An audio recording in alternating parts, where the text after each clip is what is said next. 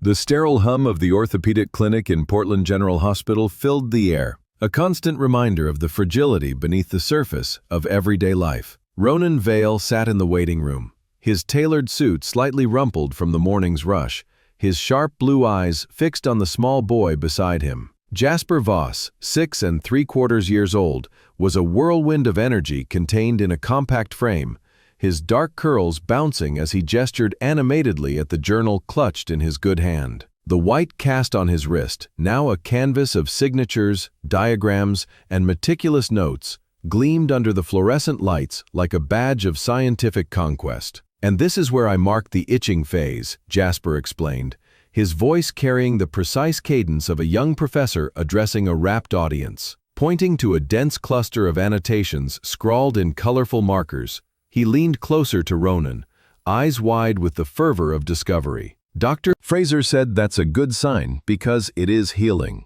and nerve function normalizes.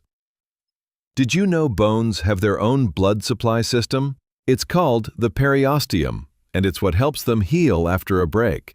Ronan leaned in, his expression of genuine fascination masking his deeper emotions. He had spent the last 6 weeks navigating this uncharted territory of fatherhood with the same calculated precision that had built his cybersecurity empire. However, moments like this still caught him off guard. "I did not know that," he replied, his deep voice warm with encouragement. "Your research has been extensive, Jasper. Consider becoming an orthopedic surgeon yourself someday." Jasper tilted his head, considering the suggestion with the gravity of someone weighing the merits of quantum physics versus marine biology. "Maybe," he said thoughtfully, "but I also want to be a geologist and an astronaut and run a museum with interactive science exhibits for kids." He glanced up at Ronan, his blue eyes mirroring his father's in a way that still sent a quiet thrill through Ronan's chest. "Did you always know you wanted to make computer security stuff?" The question hung between them, simple yet loaded with the weight of unspoken histories. Ronan paused, the clinic's bustle fading into a distant murmur. "Not always," he admitted, seizing the opportunity to bridge the gap between his polished present and the boyish dreams of his past. "When I was about your age, I wanted to be an archaeologist. I was fascinated by ancient civilizations and hidden treasures." Jasper's eyes widened, sparkling with unbridled interest. "Like Indiana Jones?" Ronan chuckled, the sound low and genuine, a rarity in his boardroom life. "Somewhat less dramatically, but yes. I spent an entire summer digging up my mother's garden, looking for artifacts. She was not particularly pleased when I excavated her prize rose bushes." Jasper giggled, the sound bright and unfiltered, cutting through the clinical sterility like sunlight through fog. "Did you find anything cool? An old coin? Some pottery shards? Probably just broken flower pots. And a rusty key that I was convinced unlocked a secret treasure chest." Ronan smiled at the memory, the long-buried image of a younger self surfacing with unexpected clarity. "No treasure chest ever materialized, but the experience taught me to look beneath surfaces, to question what might be hidden from immediate view. Those skills served me well when I eventually turned to cybersecurity." "That's cool," Jasper declared, clearly filing away this new piece of Ronan Vale's puzzle.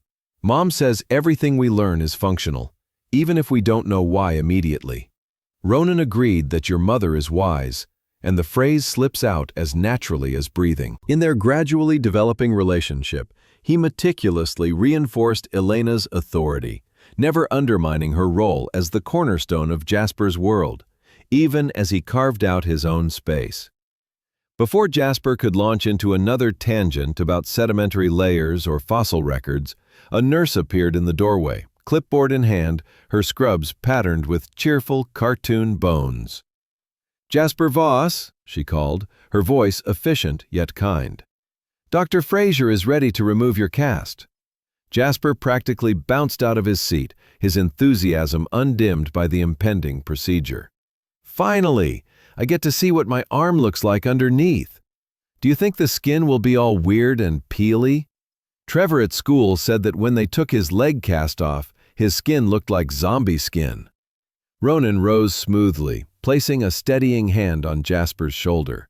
He confirmed that some dead skin cells will likely need to be washed away, following the boy toward the examination room. But I suspect zombie comparisons are somewhat exaggerated.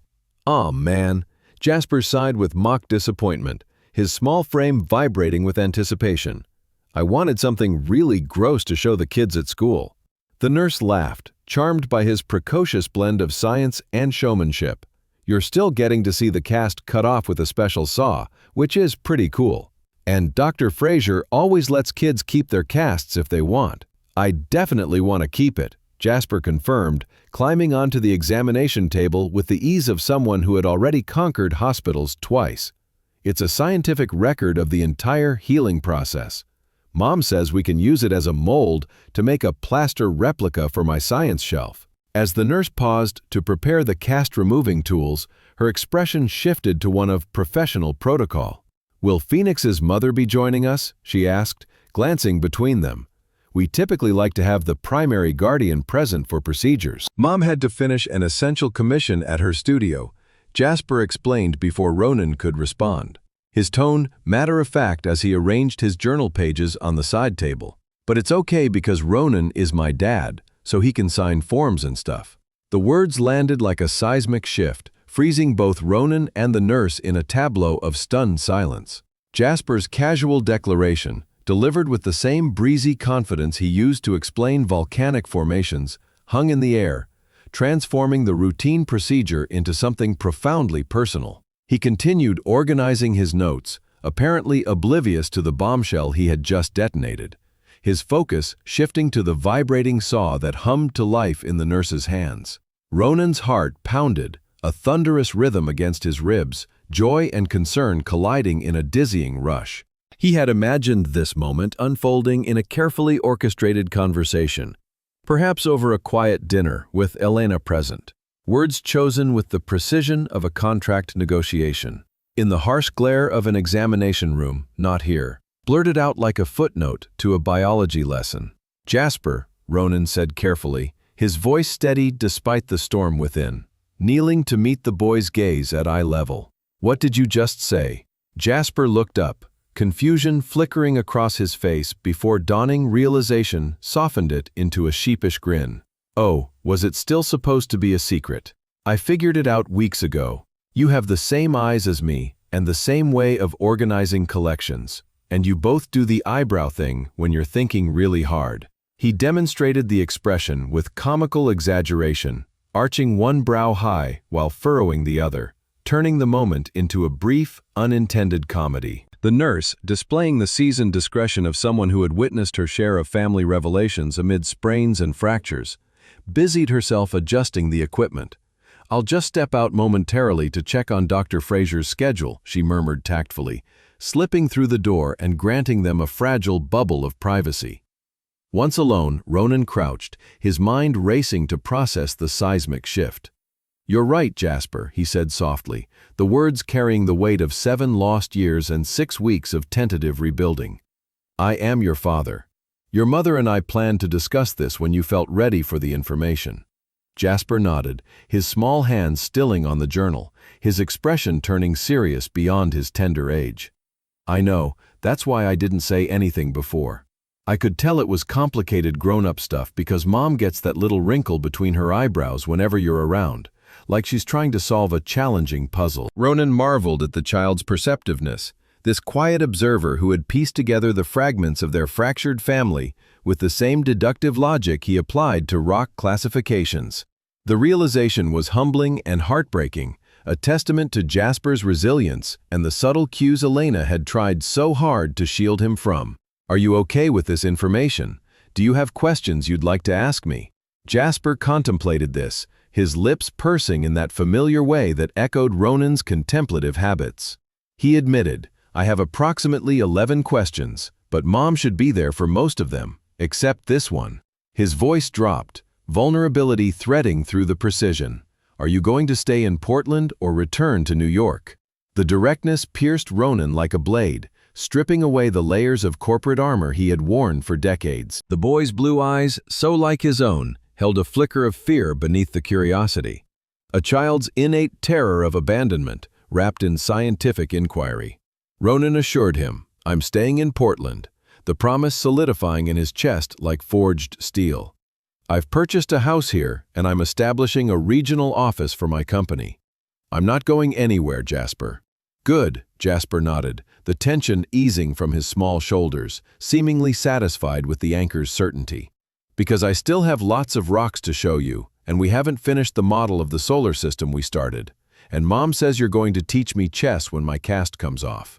The litany of plans, delivered with such earnest inclusion, felt like a lifeline tossed across the chasm of their shared history. Ronan promised all those things would happen, his voice thick with emotion, which he rarely allowed to surface. "And many more, if you want." "I do want." Jasper hesitated, then carefully added, "When I tell people you're my dad, should I call you Dad instead of Ronan?"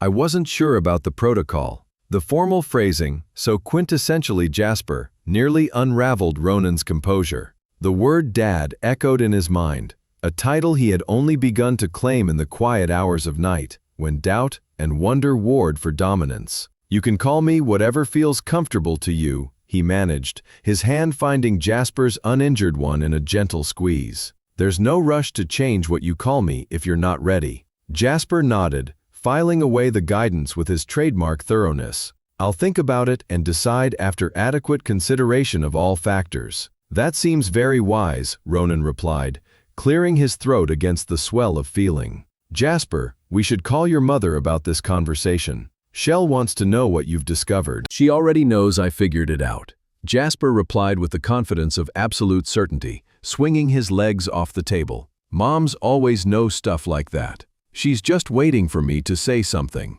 The door swung open before Ronan could probe into this unexpectedly profound insight, admitting Dr. Fraser with her efficient smile and the nurse in tow. The moment of revelation folded back into the routine of medical care, the vibrating saw whirring to life as Jasper launched into excited commentary on the state of his arm beneath the cast. Ronan maintained his outward calm through it all, but the world had tilted irrevocably internally. As they emerged from the clinic 20 minutes later, Jasper proudly cradling his preserved cast like a relic from an archaeological dig, Ronan pulled out his phone. The text to Elena was brief, laced with the urgency of shared secrets. "Need to talk when we return.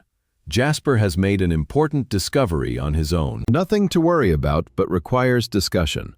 Her response arrived almost instantly, a digital exhale of amusement amid the tension. "I know. He told me this morning before we left. I was waiting for you to catch up. Dinner at 6. We'll talk then." Ronan slipped the phone away, glancing at Jasper, who was already chattering about ice cream as a post-procedure reward. The boy's casual acceptance, the ease with which he had integrated this life-altering truth into his worldview, was a gift beyond measure.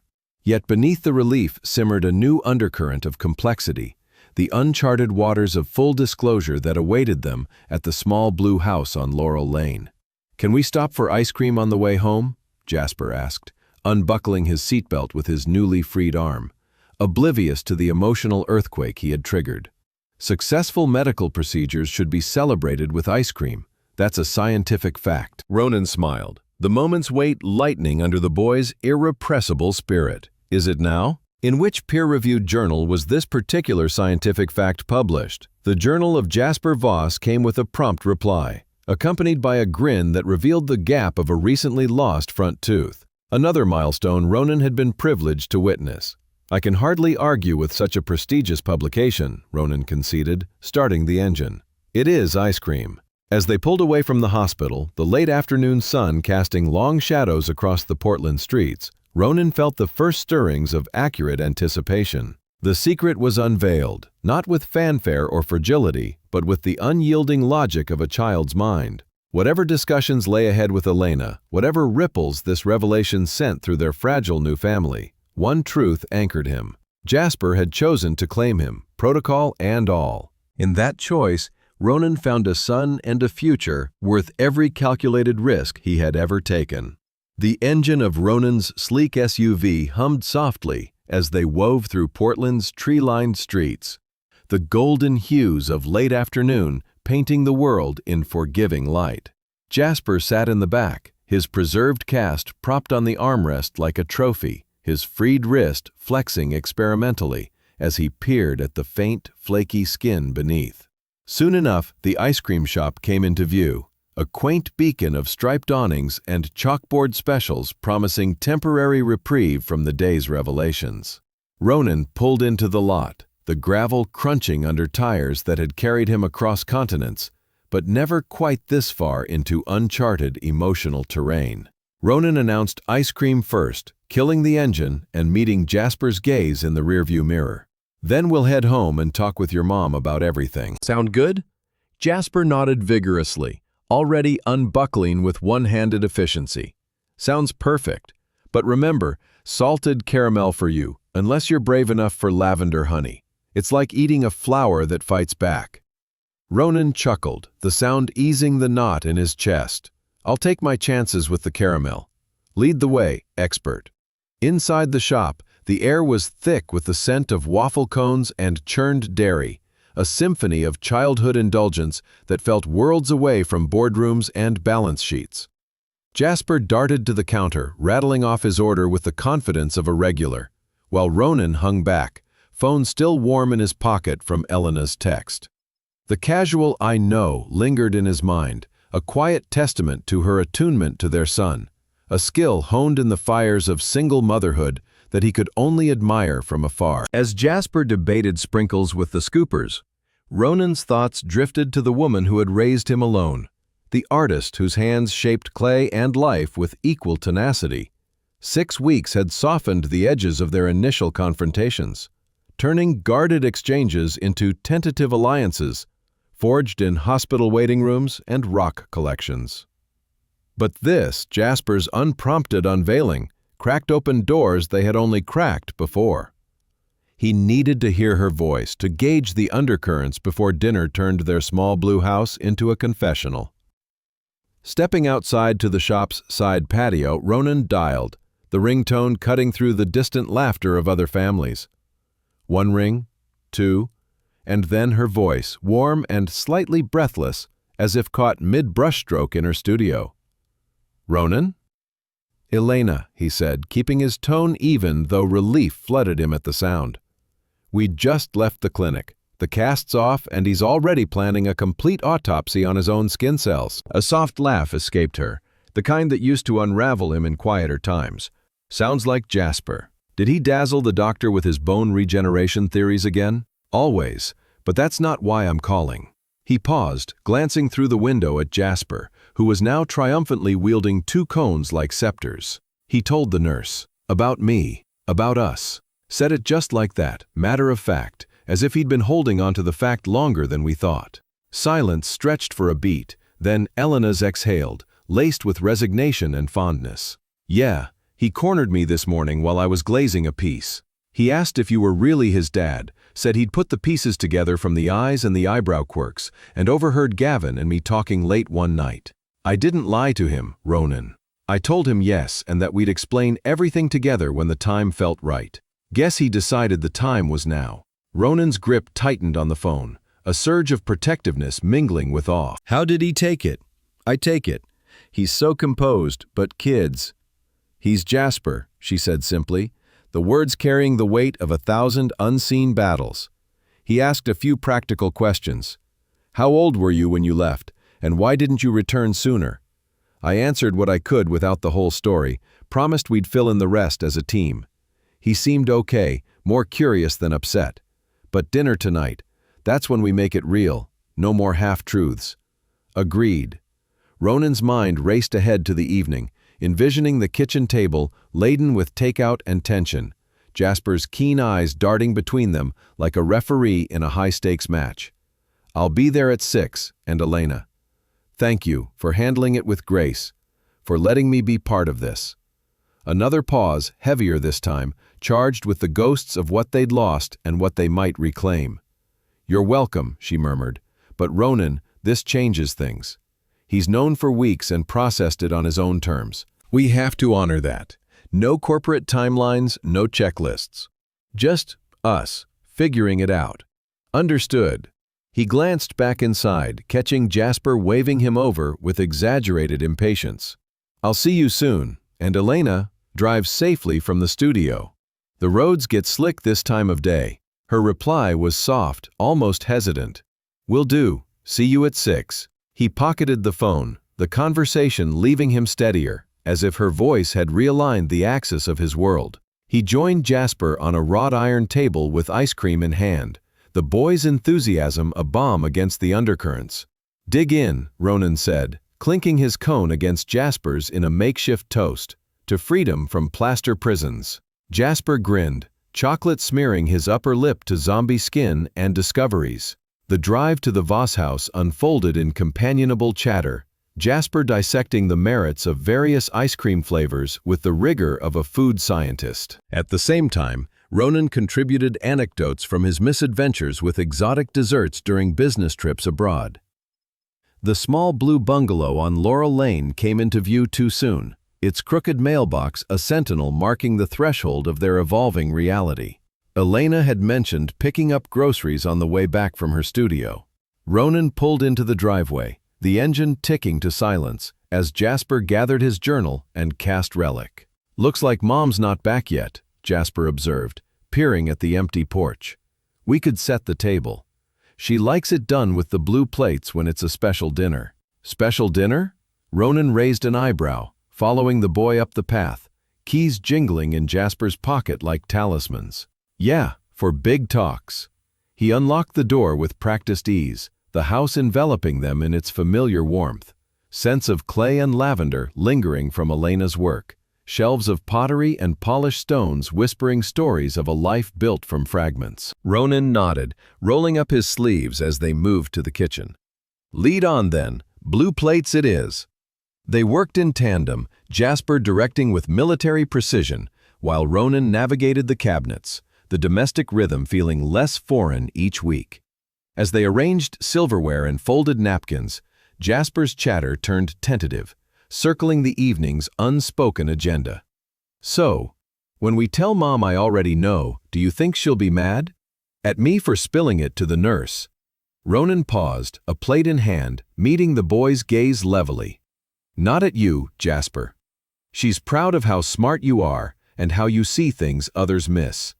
If anything, she'll be relieved it's out in the open. We both will." Jasper considered this, stacking glasses with care. "Okay, but there's one thing I don't get. If you didn't know about me, why did you leave?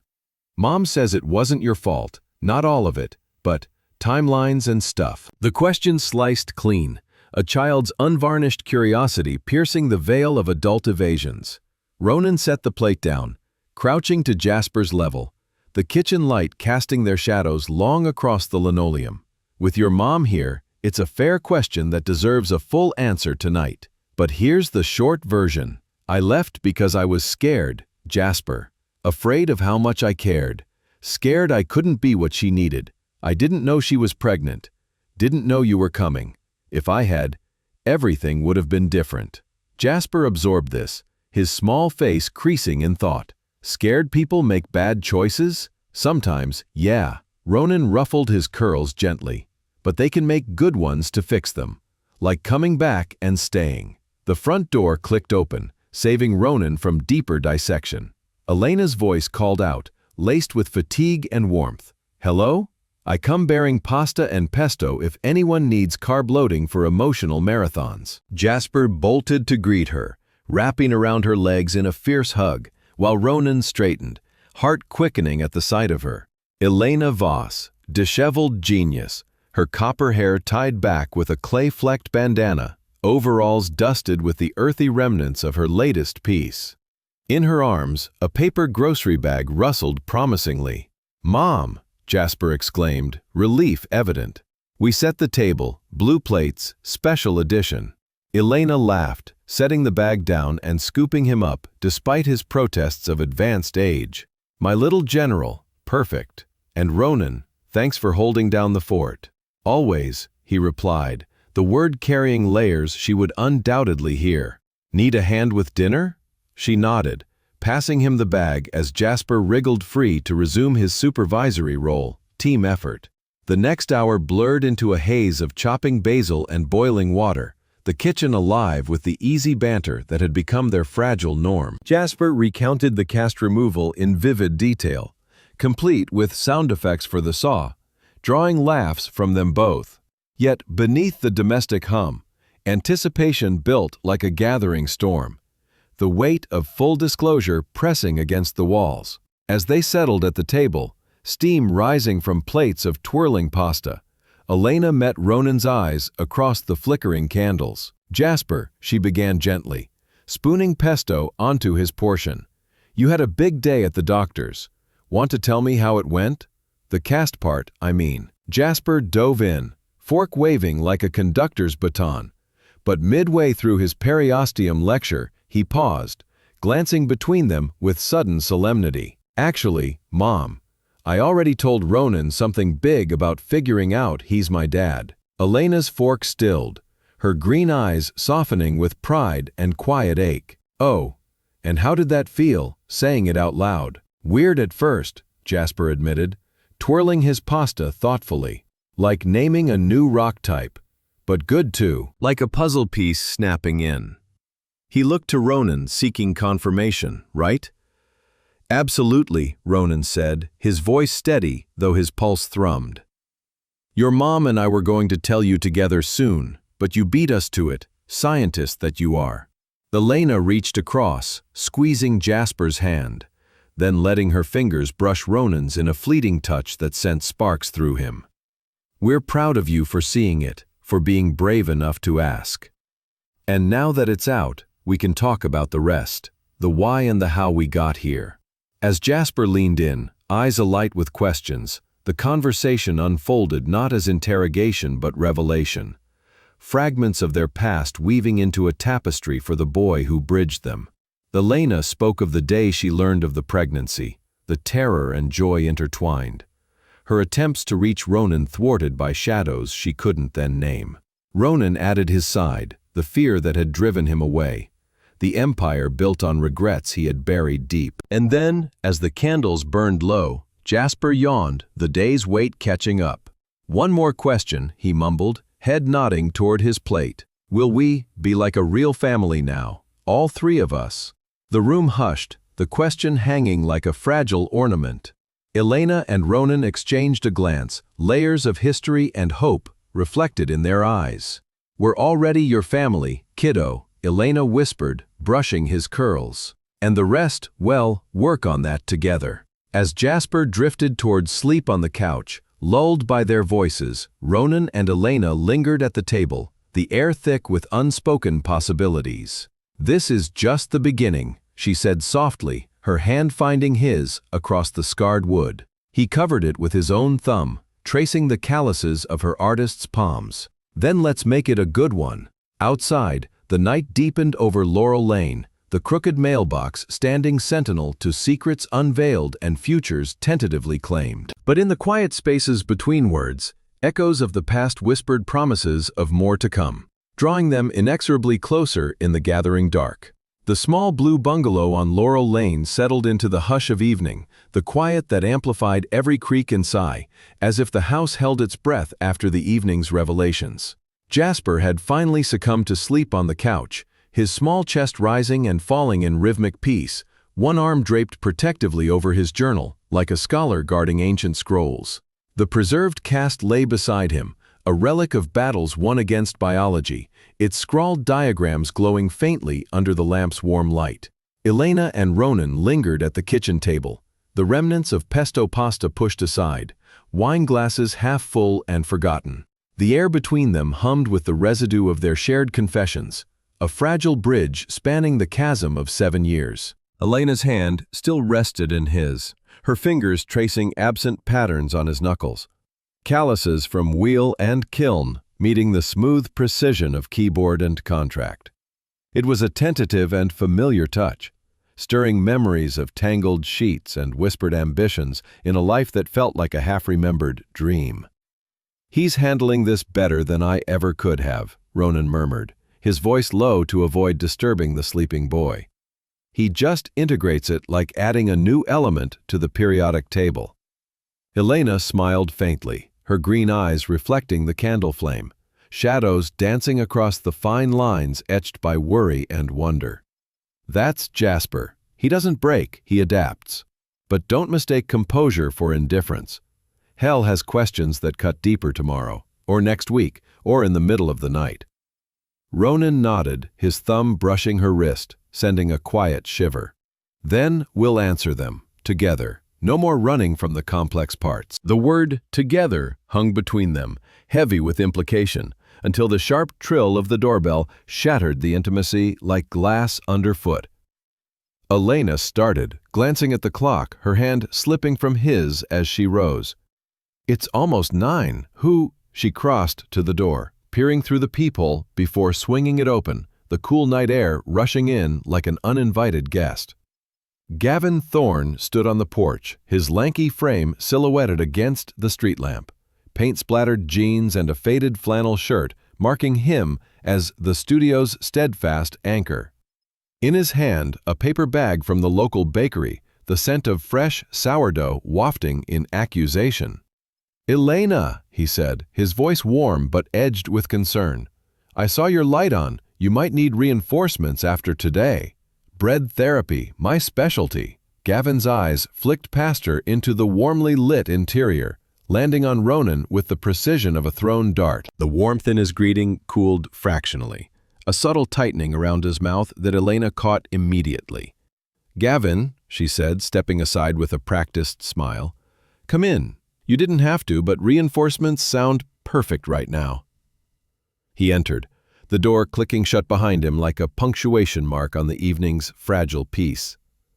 "Hey, kiddo!" Gavin ruffled Jasper's curls gently, the boy stirring but not waking, a soft mumble escaping as he burrowed deeper into the cushions. "Tough day for the little scientist, huh? The arm looks good, though. There is no more plaster armor." Elena accepted the bag, setting it on the counter with a grateful nod. "The cast came off clean. He's already plotting a full research paper on the aftermath, but yeah, long one." Gavin's gaze returned to Ronan, assessing, the air thickening with unspoken currents.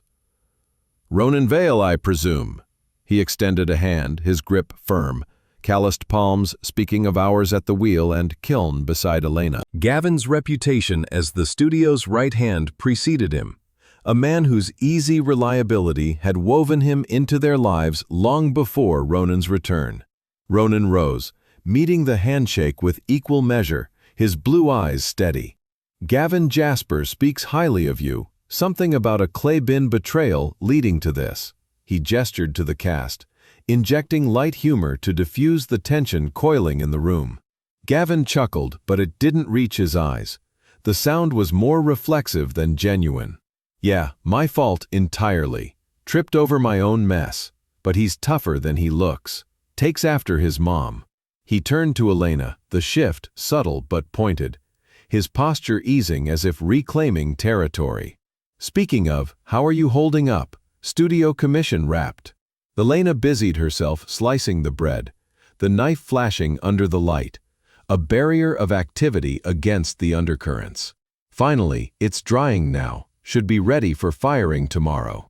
But tonight, she trailed off, glancing at Ronan, the weight of their earlier talk lingering like smoke. Gavin caught the glance, his expression sharpening, the easy camaraderie fracturing. "Right, big night. Jasper mentioned something about family talks." He leaned against the counter, arms crossing, the flannel straining across his shoulders. "I decided to swing by and make sure everything was okay. You know, the whole support system thing." The words landed with layered intent, a support system, a quiet claim staked in the shadow of Ronan's presence. Elena felt the pull, the familiar comfort of Gavin's steadiness clashing with the electric pull of Ronan's return. "It's appreciated, Gavin, truly. But we were good, just processing." "Processing," Gavin echoed the word, his tone light but probing, eyes flicking to Ronan again. "Must be a lot to unpack. Billionaire dad drops in after 7 years. That's not exactly standard family drama." Ronan's jaw tightened imperceptibly, the barb glancing off his armored composure, but Elena saw the flicker, the old instincts of protection surging. "Gavin," she said, her voice sharpening just enough to cut through, "it's more than that. More than drama. Ronan's been here, every step these past weeks, hospitals, casts, the works. Gavin held his hands in mock surrender, but his eyes glinted challenge. Hey, no argument here. It's a significant shift for all of you. Jasper's world was pretty solid before this. He gestured vaguely at Ronan, the motion encompassing suits and secrets and the invisible wealth that shadowed him. The room temperature seemed to drop, the candles guttering as if offended by the draft. Ronan stepped forward, his voice calm but laced with steel. Solid, yes. And I'm not here to upend that. But solid can expand, Gavin. Make room for more, for truth.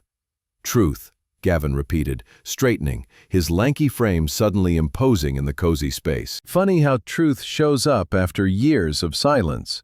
It must be nice to fly in on a private jet to play catch-up. Some of us have been here, day in, day out. Dinners, fevers, the unglamorous stuff. Elena's knife stilled, the bread half sliced, her heart pounding against the cage of her ribs. Gavin, stop. This isn't... But Ronan cut in, his tone measured, a CEO's negotiation threading through the tension. I get it. You've been the constant, the one who stepped up when I couldn't. And for that, thank you, sincerely. I'm not playing catch-up, Gavin. I'm building forward. With Elena, with Jasper, if there's room. Suppose there's a room hung like a gauntlet. Gavin's eyes narrowing, the air crackling with the unspoken rivalry that had simmered since Ronan's arrival. Elena felt it viscerally, the pull of two men who anchored different parts of her fractured heart. One the steady harbor, the other the storm that had reshaped her shores. Gavin laughed, short and sharp, without humor. Building forward. Sounds like a boardroom slogan, but this isn't a merger, Vale. This is a kid's life. Jasper's not some acquisition you can optimize. He's got a dad figure already, someone who's earned it through mud and mess-ups, not checkbooks. Enough, Elena snapped, the knife clattering to the counter, her voice a whip crack in the charged silence. Both of you, this house, this family, it's not a battlefield. Gavin, you've been my rock, my partner in the trenches. I can't thank you enough for that. But Ronan, he's Jasper's father. Biologically, legally, whatever you want to call it. And he's proven it, not with words or money, but by showing up, every damn time. Gavin deflated slightly, the fight leaching from his posture, replaced by a raw vulnerability that twisted Elena's gut. I know, he said quietly, rubbing a hand over his face. I see how he looks at you. How do you look at him? And it stings, Elena, after everything. The admission cracked the tension, raw and real, exposing the underbelly of their tangled loyalties. Elena crossed to him, placing a hand on his arm, the touch sisterly now, boundaries redrawn in the heat of confrontation. It does change things, but you're still family, Gavin, the chosen kind. The studio, the dinners, the late nights throwing clay, that doesn't vanish. He searched her face, the hurt lingering, then nodded, stepping back with a sigh. Yeah, I get it. Just be careful. For him, for all of you. He glanced at Jasper, still blissfully asleep, then at Ronan, the nod grudging but genuine. Take care of them, Vale, or I'll make sure you regret it. Ronan met his gaze steadily, respect flickering in the blue depths. You have my word. Gavin lingered a moment longer, the air settling into uneasy truce, then scooped up his jacket from the hook. I'll head out. Early firing tomorrow. Call if you need anything, Elena, door or otherwise. She promised I would walk him to the threshold, the door closing softly behind him like a chapter turning. In the kitchen, Ronan stood unmoving, the weight of the exchange settling over him. I'm sorry, he said quietly. Didn't mean to turn your home into a turf war. Elena shook her head, pouring fresh wine, and the liquid glinted like captured starlight. It's not on you. Gavin's been more than a friend, a safety net. And seeing you two circle each other forces choices I've been avoiding. Ronan accepted the glass, their fingers brushing again, the spark reigniting. And what choice is that? She met his eyes unflinching, the candlelight gilding her features in gold. That you're not just Jasper's dad, you're mine too, or you could be. If we let this be more than co-parenting. The words unlocked something in him, a floodgate of longing held back by guilt and caution. He set the glass down, closing the distance, his hand cupping her cheek, thumb tracing the curve of her jaw. Elena, I've wanted that since the moment I saw you in that hospital bed. Terrified, fierce, unbreakable. But only if you're ready. No pressure, no timelines. She leaned into his touch, eyes fluttering, closed for a breath. I'm scared, Ronan, of the hurt, the what-ifs. But staying safe, that's kept me alone too long. Kiss me, like you mean it. He did, slow and deep, the world narrowing to the press of lips and the taste of wine and pesto and possibility. It was a reclaiming, a promise forged in the embers of old flames, Jasper's soft snores the only witness in the shadowed house. When they parted, breathless, Elena rested her forehead against his. Dinner with Gavin tomorrow? She teased lightly, though her voice trembled. Or should I cancel? Ronan smiled, pulling her close. Let him come. Shadows need light to fade. As they gathered Jasper, carrying him to bed in tandem, the bungalow whispered of new beginnings. The crooked mailbox outside bearing silent witness to the family reshaping itself one tense, tender revelation at a time. But doubts lingered in the quiet hours before dawn, Gavin's parting words echoing like a distant thunder, promising storms yet to break. The first light of dawn filtered through the gauzy curtains of the Voss bungalow, casting elongated shadows across the kitchen floor, where Elena had fallen asleep at the table, her head pillowed on folded arms amid scattered sketches and cooling mugs of tea. Ronan had carried Jasper to bed hours earlier, the boy's weight light and trusting in his arms, a ritual still filling him with a profound, aching wonder. As the house stirred with the tentative sounds of morning birdsong, Ronan sat across from Elena, his laptop open but ignored. He focused on the woman who had reshaped his world twice over, once in passionate youth, now in resilient maturity. She stirred, green eyes blinking open to meet his gaze, a sleepy smile curving her lips before memory flooded back.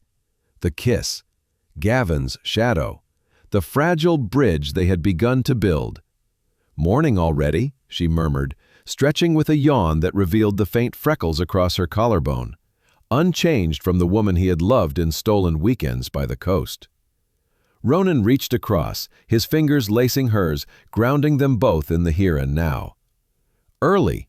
Jasper will sleep another hour at least. It gives us time to dig a little deeper. He nodded toward his laptop, the screen glowing with archived emails and call logs from 7 years past. Fragments of a life he had meticulously reconstructed in the sleepless nights since Jasper's birth revelation.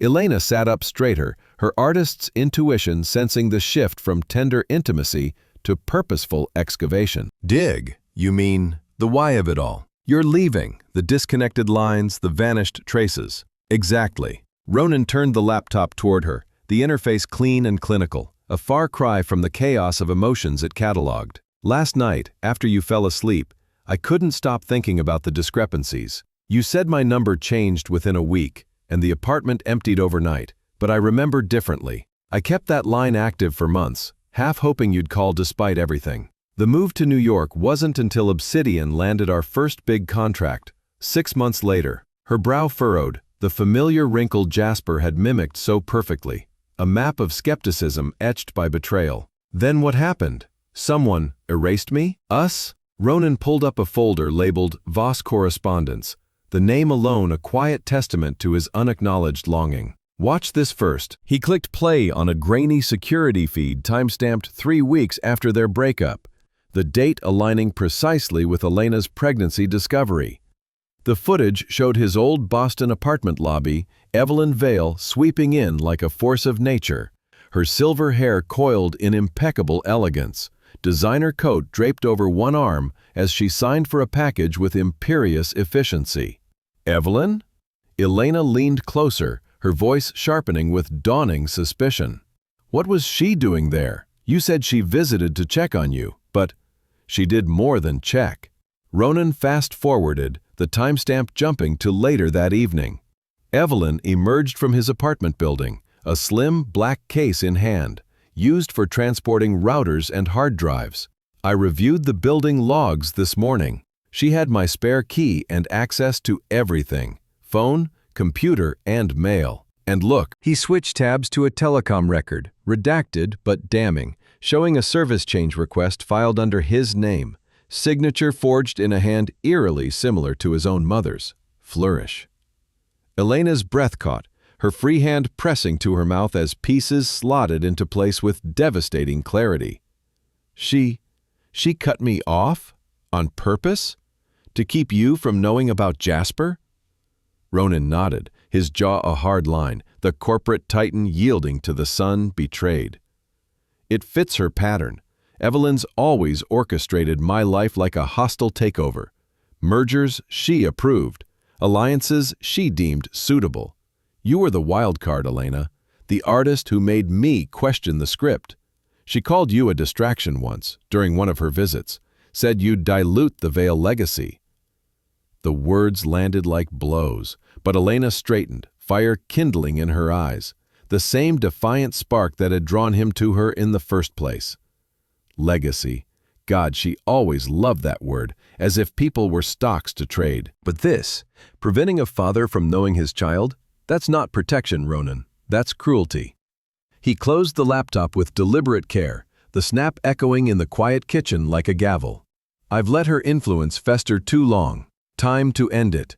He pulled out his phone, the screen lighting his face in harsh blue, and dialed a number he hadn't touched in years. The line connected after 2 rings, Evelyn's voice crisp and commanding, unchanged by time or distance. Ronan, to what do I owe this early intrusion? Boston traffic waits for no one, even for my wayward son. Mother, Ronan said, his tone ice over steel, cutting straight to the bone. I'm in Portland, with Elena Voss, and our son, Jasper. The words were a declaration of war, each syllable weighted with the gravity of revelation. Silence stretched, taut as a wire, then Evelyn's laugh, sharp and dismissive. Voss, that bohemian girl from your misspent youth, surely you're jesting. And a son? Preposterous. You'd have mentioned such a complication. I didn't know, Ronan replied, his voice unyielding because you made sure of it. The number change, the apartment purge, the bounced emails, all of it, time-stamped to the week she tried to reach me. Admit it, Evelyn, you played architect to my isolation. Another pause, longer this time, the sound of rustling papers and a chair scraping back filtering through the line. When Evelyn spoke again, the frost had cracked, revealing a core of calculated confession. Very well, yes, I intervened. For your own good, darling. That woman was a liability, an emotional sinkhole dragging you from your potential. I saw the signs, late nights at her clay-stained hovel, dreams deferred for her whims. And when she started calling, frantic, reeking of desperation, I knew. Pregnant, wasn't she? Trying to trap you with domesticity. I couldn't let her sabotage the empire you were building. Elena's hand tightened in his, her nails digging crescents into his skin, a silent anchor as rage simmered in her silence. Ronan breathed into his lungs, the betrayal a fresh wound over old scars. Trap me? She was carrying my child, Mother. Our child. And you stole 7 years, first words, first steps, the fevers and triumphs. You turned my absence into abandonment. Evelyn's voice hardened, the maternal facade cracking into something colder, more primal. Don't be dramatic, Ronan. I protected you, from mediocrity, from her grasping hands. Look at you now, obsidian security, billions in the black, a name that commands boardrooms. That wouldn't have happened, shackled to a potter and a bastard brat in some backwater Maine hovel. The slur landed like venom, and Elena gasped, a sound of pure, visceral hurt that ignited Ronan into full fury. He's not a brat. He's brilliant and resilient, and is everything you could never foster with your manipulations. And Elena, she's stronger than your pedigreed empire could ever be. You don't get to rewrite our story to suit your vanity. Evelyn scoffed, the sound brittle as shattering crystal. Strong, she's a single mother scraping by on grants and gallery scraps, while I've ensured you're untouchable. You owe me, Ronan, for the clarity I gave you. Call this tantrum off, come back to Boston. We have the quarterly with Tokyo next week. Real priorities. No, Ronan said, the word final, a door slamming shut on decades of deference. This is my priority. Jasper, Elena, the family you tried to erase. Stay out of Portland, mother, or the next call you get will be from my lawyers, with evidence that could unravel more than just our relationship. The line went dead, Evelyn's abrupt hang-up a tacit retreat, but the echo of her words lingered like poison gas. Ronan set the phone down, his hand trembling slightly, the adrenaline crash leaving him hollow. Elena rose then, rounding the table to pull him into her arms. Her embrace was fierce and unyielding, and the scent of clay and lavender enveloped him like forgiveness. She held him as the tremors subsided, her chin resting on his shoulder, voice steady despite the tears tracking silently down her cheeks. That woman, how did you survive her? He whispered, one bad choice at a time, pulling back to cup her face, thumbs brushing away the salt. Until now. I'm done letting her pull strings. We're writing our own terms. Elena nodded, resolve hardening her features, the artist in her already envisioning the shape of their reclaimed narrative. Good, because Jasper deserves a free father. And I deserve the man I fell in love with, not the shadow she cast. Their lips met then, not in the tentative exploration of the night before, but in a claiming kiss, fierce with reclaimed agency, hands tangling in hair and fabric as if to anchor against the storm Evelyn's unmasking had unleashed. The bungalow seemed to sigh around them, walls absorbing the echoes of confrontation, the crooked mailbox outside standing defiant against the gathering clouds. But as they parted, breathless and entwined, a new shadow stirred in the hallway, Jasper's petite figure, wide-eyed and silent, having witnessed the tail end from the shadows. His journal clutched like a shield, the boy's face a mask of confusion and budding fear. "Mom? Dad?" he whispered, the dual address a tentative bridge across the chasm. "Was that? Grandma? And why does she hate us?" The question pierced the air, a child's unfiltered arrow straight to the heart of their fragile peace. Elena knelt, arms opening, while Ronan joined her, the two forming a united front against the specter of inherited wounds. "Come here, love," Elena said softly. "It's a long story, but the ending, that's ours to write." As Jasper stepped into their circle, the kitchen filled with the tentative warmth of three hearts aligning. But outside, the wind picked up, carrying the faint rumble of distant thunder, Evelyn's parting shot, perhaps, or the herald of storms yet to break. The architect unmasked, but her blueprints lingered, threatening to redraw lines they had only begun to erase. The kitchen of the Voss bungalow, bathed in the soft gray light of impending rain, felt suddenly too small, its walls pressing in like the confines of a hastily built fort against an unseen siege. Jasper stood frozen in the hallway threshold, his small frame silhouetted against the dim corridor, the journal clutched to his chest like a talisman against the adult tempests he had unwittingly overheard. His dark curls were tousled from sleep, blue eyes wide and searching, mirroring the storm within him and without. The word "Dad" lingered in the air, a tentative offering now overshadowed by the raw edge of his question, the weight of Grandma, a specter conjured from whispers and shadows. Elena knelt first, her knees meeting the cool linoleum with a soft thud, arms extending in instinctive invitation, her green eyes soft with the practiced calm of a mother navigating uncharted emotional reefs. "Come here, love," she murmured, her voice a gentle current pulling him toward safety. "It's okay, you weren't supposed to hear that, but since you did, let's talk. No secrets this time." Ronan lowered himself beside her, his movements deliberate, the corporate poise yielding to something raw and more vulnerable, his hand hovering before settling lightly on Jasper's shoulder, a touch seeking permission rather than claiming territory. The boy's flinch was subtle, a micro-tremor under his palm, but it landed like a fracture, cracking the facade of their morning unity. "Jasper," Ronan said softly, his deep voice threaded with uncharacteristic uncertainty. "That was my mother, your grandmother. And what you heard? It's part of the messy history we've been unpacking. But it doesn't define us. Not you, not now." Jasper stepped forward hesitantly, allowing Elena's arms to envelop him, but his gaze darted to Ronan, sharp and assessing, the scientist's mind already dissecting the fragments. She said, "Bastard brat, that's me, right? And trap, like I'm a mistake she had to hide." His voice cracked on the last word, the composure that had armored him through hospitals and revelations, splintering, tears welling but held back by sheer force of 6-year-old will.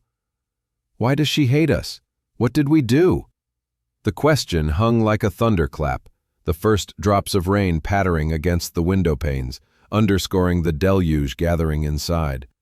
Elena's embrace tightened, her chin resting atop his curls, rocking him gently as if soothing a fevered brow. "Oh, Jasper, number." "That's her poison, not our truth. You're no mistake. You're the best surprise, the light that got us through every dark day. And hate? That's her fear talking, twisted into something ugly. She's never even met you, but I promise, when she does, she'll see what we see, a boy who's brave and brilliant and deserves every good thing." But Ronan saw the doubt flickering in Jasper's eyes, his small body tensed, shoulders hunching as if bracing for impact. The boy pulled back slightly, journal slipping to the floor with a soft thump, pages splaying open to diagrams of fault lines and tectonic shifts, ironic metaphors for the quake rumbling through his world. "You left because of her, didn't you?" Jasper accused, his voice rising, the hurt sharpening into accusation as he rounded on Ronan. "Mom tried to call, but she made it stop. And you just built your big company and forgot us. Me." The word struck Ronan like a physical blow, his breath catching, the weight of 7 absent years crashing down in the unfiltered judgment of his son's gaze. He opened his mouth to explain, to layer the nuance of fear and manipulation, but Jasper wasn't done, the dam breaking in a rush of pent-up fury that belied his tender age. "I heard you on the phone. Empire this, legacy that, like rocks or bones or me, were just things to fix later. Well, I don't want to be fixed. I liked it better with just Mom and Gavin, and no billionaires showing up to play dad when it's convenient." Jasper spun on his heel, bare feet slapping against the floor as he bolted from the kitchen, the hallway echoing with his retreat. The slam of his bedroom door reverberated through the house, a punctuation of isolation that left Elena and Ronan kneeling in stunned silence, the rain now sheeting against the windows in earnest. Elena rose slowly, her face pale, her hands trembling as she gathered the fallen journal, pages crinkling like fragile wings. "Hell come around," she whispered, more to herself than Ronan, though doubt threaded her words. "He's processing, like always, but God, Ronan, that cut deep. He's not wrong to be angry. We kept him in the dark too long." Ronan pushed to his feet, the ache in his chest a vice, propelling him toward the hallway. "I need to fix this, not with words, with being there." He paused at Jasper's door, hand raised to knock, but Elena caught his arm, her touch grounding, urgent. "Wait. Give him space first. Storming in now, it'll feel like an invasion. Let him rage it out. He's got your fire, you know, buried under all that logic." Ronan nodded, though every instinct screamed to breach the barrier, to pull his son into reassurances forged in the fires of his own regrets. They retreated to the living room, the couch sagging under their weight, Elena curling into his side as the storm outside mirrored the one within. Minutes stretched into an eternity, the clock ticking like a metronome of tension, until a muffled sob leaked through the door, raw and heartbreaking. Elena moved first, slipping from Ronan's embrace to approach the door, knocking softly. "Jasper? Honey, it's Mom. Can I come in? Just to sit. No lectures." A beat of silence, then a watery yes, so small it nearly drowned in the rain. She entered, leaving the door ajar, a sliver of light spilling into the hall like an olive branch. Ronan waited, ears straining to the low murmur of her voice, the occasional hitch in Jasper's responses. Time blurred, the storm peaking and waning, until Elena emerged, her eyes red-rimmed but resolute, Jasper trailing behind, face scrubbed but blotchy, clutching a small stuffed orca, its fabric worn from countless nights of whispered confidences. "He wouldn't talk much," Elena said quietly, guiding Jasper to the couch between them, "but he's willing to listen if you go slow." Jasper settled warily, the orca propped on his lap like a silent mediator, his gaze fixed on the rain-streaked window rather than Ronan. The silence stretched, heavy with expectation, until Ronan leaned forward, elbows on knees, voice pitched low and steady. "You're right to be mad, Jasper. Furious, even. I hear you saying it, and it guts me, because every word rings true.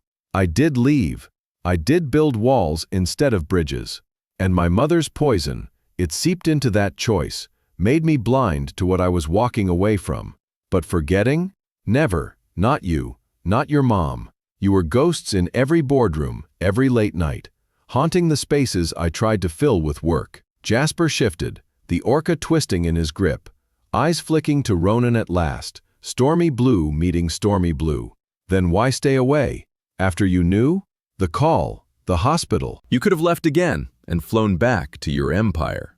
Ronan held his gaze, unflinching, the vulnerability a tightrope he walked without a net. "Because that call wasn't just a wrong number, it was a wake-up. Hearing your voice, small and scared, fighting for your mom, it cracked me open. Showed me the man I'd become without you both. Empty suits and endless wins, but no heart. No home. Staying isn't convenient, son, it's redemption. Every rock you show me, every question you fire, it's me earning back what I lost, if you'll let me." The word son slipped out unbidden, a quiet claim that hung between them, Jasper's slip quivering as the anger ebbed, giving way to the ache beneath. "I don't want to be a mistake," he whispered, voice cracking, "or a trap." Elena's hand found his, squeezing, while Ronan reached across, palm up in offering. "You're neither. You're the plot twist that saved us. The adventure is worth every risk. And if you'll let me, I'll prove it. One day, one rock, one chess move at a time." Jasper hesitated, then placed his free hand in Ronan's, the small fingers curling trustingly, the orca tumbling forgotten to the floor. "Okay," he said softly, the storm within breaking into tentative sun. "But tell me a story. About when you were little, before the empire. Something real." Ronan smiled, the relief a warm tide, pulling Jasper closer as Elena nestled against his other side, the three of them tangled on the couch. "All right. Once, when I was about your age, I built a fort in the woods behind my house. Not with blocks, but branches and mud, convinced it was a castle against dragons. My mother found it, called it a mess, and tore it down to teach me about proper foundations. But I rebuilt it, bigger, with a moat, because some things are worth fighting for, even if they start as ruins." Jasper leaned in, eyes drying, the rain outside tapering to a drizzle. "Did the dragons come?" Ronan chuckled, arm draping around him, Elena's head on his shoulder, completing the circle. "Not that time, but they will. And when they do, we'll face them together, castle and all." As the story unfolded, laced with embellishments for dramatic flair, the bungalow warmed, the storm passing into memory. Jasper drifted toward sleep again, lulled by Ronan's voice, the orca reclaimed in his grasp. Elena met Ronan's eyes over his curls, a silent promise passing between them. Gratitude, love, the fierce resolve to weather whatever tempests Evelyn's unmasking might unleash. Outside, the clouds parted, a rainbow arcing faintly across the sodden sky, the crooked mailbox glistening like a beacon. The storm within had broken, scars bared and bound, but in its wake, roots deepened, a family forging strength from the deluge, ready for the clearer skies ahead or the shadows that might yet gather. The rain had cleared by mid-morning, leaving the air crisp and scented with wet earth, and a tentative freshness mirrored the fragile calm settling over the Voss bungalow. Jasper had retreated to his room after breakfast, the storm of his emotions spent but leaving behind a quiet introspection, his small hands sorting rocks into meticulous piles as if reorganizing the fault lines of his world. Elena watched him from the doorway, her heart a tangle of relief and residual ache, before turning back to the kitchen where Ronan stood at the counter, phone in hand, scrolling through a document that carried the weight of unspoken offers. He looked up as she approached, his blue eyes searching hers, the lines of his face softened by the morning light filtering through the lace curtains. "He's okay," Elena said, more statement than question, leaning against the counter beside him. "Or as okay as he can be after that." "Give him the day, hell. come out when he's ready to classify this under resolved experiments. Ronan nodded, setting the phone down, but his expression held a shadow. The corporate strategist weighing costs beyond balance sheets. That's what I want to talk about, not just Jasper, but you. The document on my screen is a proposal from my medical team, specialists in autoimmune disorders, the kind that don't just manage but potentially halt progression. Experimental, cutting-edge, but with a track record in cases like yours. Elena stiffened, her arms crossing instinctively, a barrier against the vulnerability his words evoked. The lupus, you mean paying for it. The treatments, the trials, the whole white coat orchestra that comes with a billionaire's checkbook. Ronan held her gaze, unflinching, his voice steady as a vow. Yes, all of it. No strings, Elena, not leverage, not repayment for the years or the raising. Just a chance for you to not fight this alone anymore. I've seen the pill bottles, the bad days when you pushed through for him. Let me carry some of that. The offer hung between them, generous and galling in equal measure, stirring the embers of her independence, forged in the fires of single motherhood. She turned away, busying her hands with stacking dishes in the sink, the clatter a shield against the surge of emotions. Carry it, Ronan. You think a bank transfer erases the nights I lay awake, calculating copays against clay sales? The studio grants barely cover rent, let alone specialists who charge per hour what most people make monthly. He stepped closer, not crowding but present, his hand resting lightly on the counter near hers, close enough to feel the warmth without presuming touch. I'm not trying to erase anything. Those nights, that fight, they made you who you are. The woman who built a home from shards raised a son who stormed castles for you. But Elena, strength isn't a solo act. Not when there's someone who wants in the ring with you. She paused, water running cold over her knuckles, the steam from the kettle on the stove curling like question marks in the air. And what does that look like? Are you swooping in with your jet and experts, turning our lives into a case study? Jasper already navigates enough. Mom is sick sometimes. How do I explain this without it feeling like charity? Like, were the poor relations you decided to sponsor? Ronan's jaw tightened, the sting of her words coming true, but he leaned in, his voice dropping to the intimate timbre that had once unraveled her defenses. It's not charity. It's a partnership. Love, if you'll let it be that. Remember the summer in Bar Harbor? You with your sketchpad, me burning the lobster because I was too busy watching you laugh at the waves. I wanted to build something, then make us a life where your art wasn't chained to survival, where we faced storms side by side. I failed once. Let me try again, not as savior, but as the man who should have been there from the start. The memory hit her like a rogue wave, vivid and visceral, the salt-tanged air, his fingers tangled in hers as they walked the rocky shore, dreams whispered against the crash of surf. Tears pricked her eyes, unbidden, and she shut off the faucet, turning to face him fully, the distance between them shrinking to inches charged with history. You make it sound so simple, like wiring funds fixes the fractures. But Ronan, accepting this means letting you in, all the way. The bad days, the flare-ups that leave me bedridden, the fear that I'll leave Jasper too soon. Can you handle that? The mess, not just the milestones. He closed the gap then, his hands framing her face, thumbs brushing the damp trails on her cheeks, his touch a promise etched in gentleness. I can. I will. Every flare, every midnight worry, every victory, small or seismic. And Jasper, hell, see it as strength, not shame. His mom fights smarter, not harder, with the dad who's all in. Elena searched his eyes, the blue depths holding no pity, only fierce resolve. The kind that had built empires but now bent toward mending a family. The argument crumbled under the weight of his sincerity, her hands rising to cover his, holding them against her skin as if to memorize the steadiness. Okay, she whispered, the word a bridge extending across the chasm of her pride. But on my terms. Consultations, yes. Trials, if they fit. No private jets whisking me to ivory towers without Jasper knowing every step. And Ronan, thank you. For seeing me, not the sick artist, but the whole damn mosaic. Relief flooded his features, a smile breaking like dawn, and he pulled her into his arms, the embrace encompassing years of what-ifs, her head tucking under his chin as the kettle whistled its triumphant song. "You're the mosaic, Elena. Every shard is a masterpiece, and I'm honored to help frame it." They held each other there, the kitchen filling with the aroma of brewing tea, a quiet ceremony marking the shift from guarded allies to intertwined fates. But as Ronan reached for mugs, his phone buzzed on the counter, the screen lighting with a name that shattered the moment: Evelyn. He silenced it with a swipe, but Elena pulled back, her expression sharpening. "Answer it," she said, steel threading her voice. "She's not done. And neither are we." Ronan hesitated, then connected the call, speaker on, the tinny echo of Evelyn's voice filling the space like an unwelcome fog. "Ronan, darling, I trust you've cooled that little outburst. Boston awaits, and frankly, Portland sounds dreadfully damp."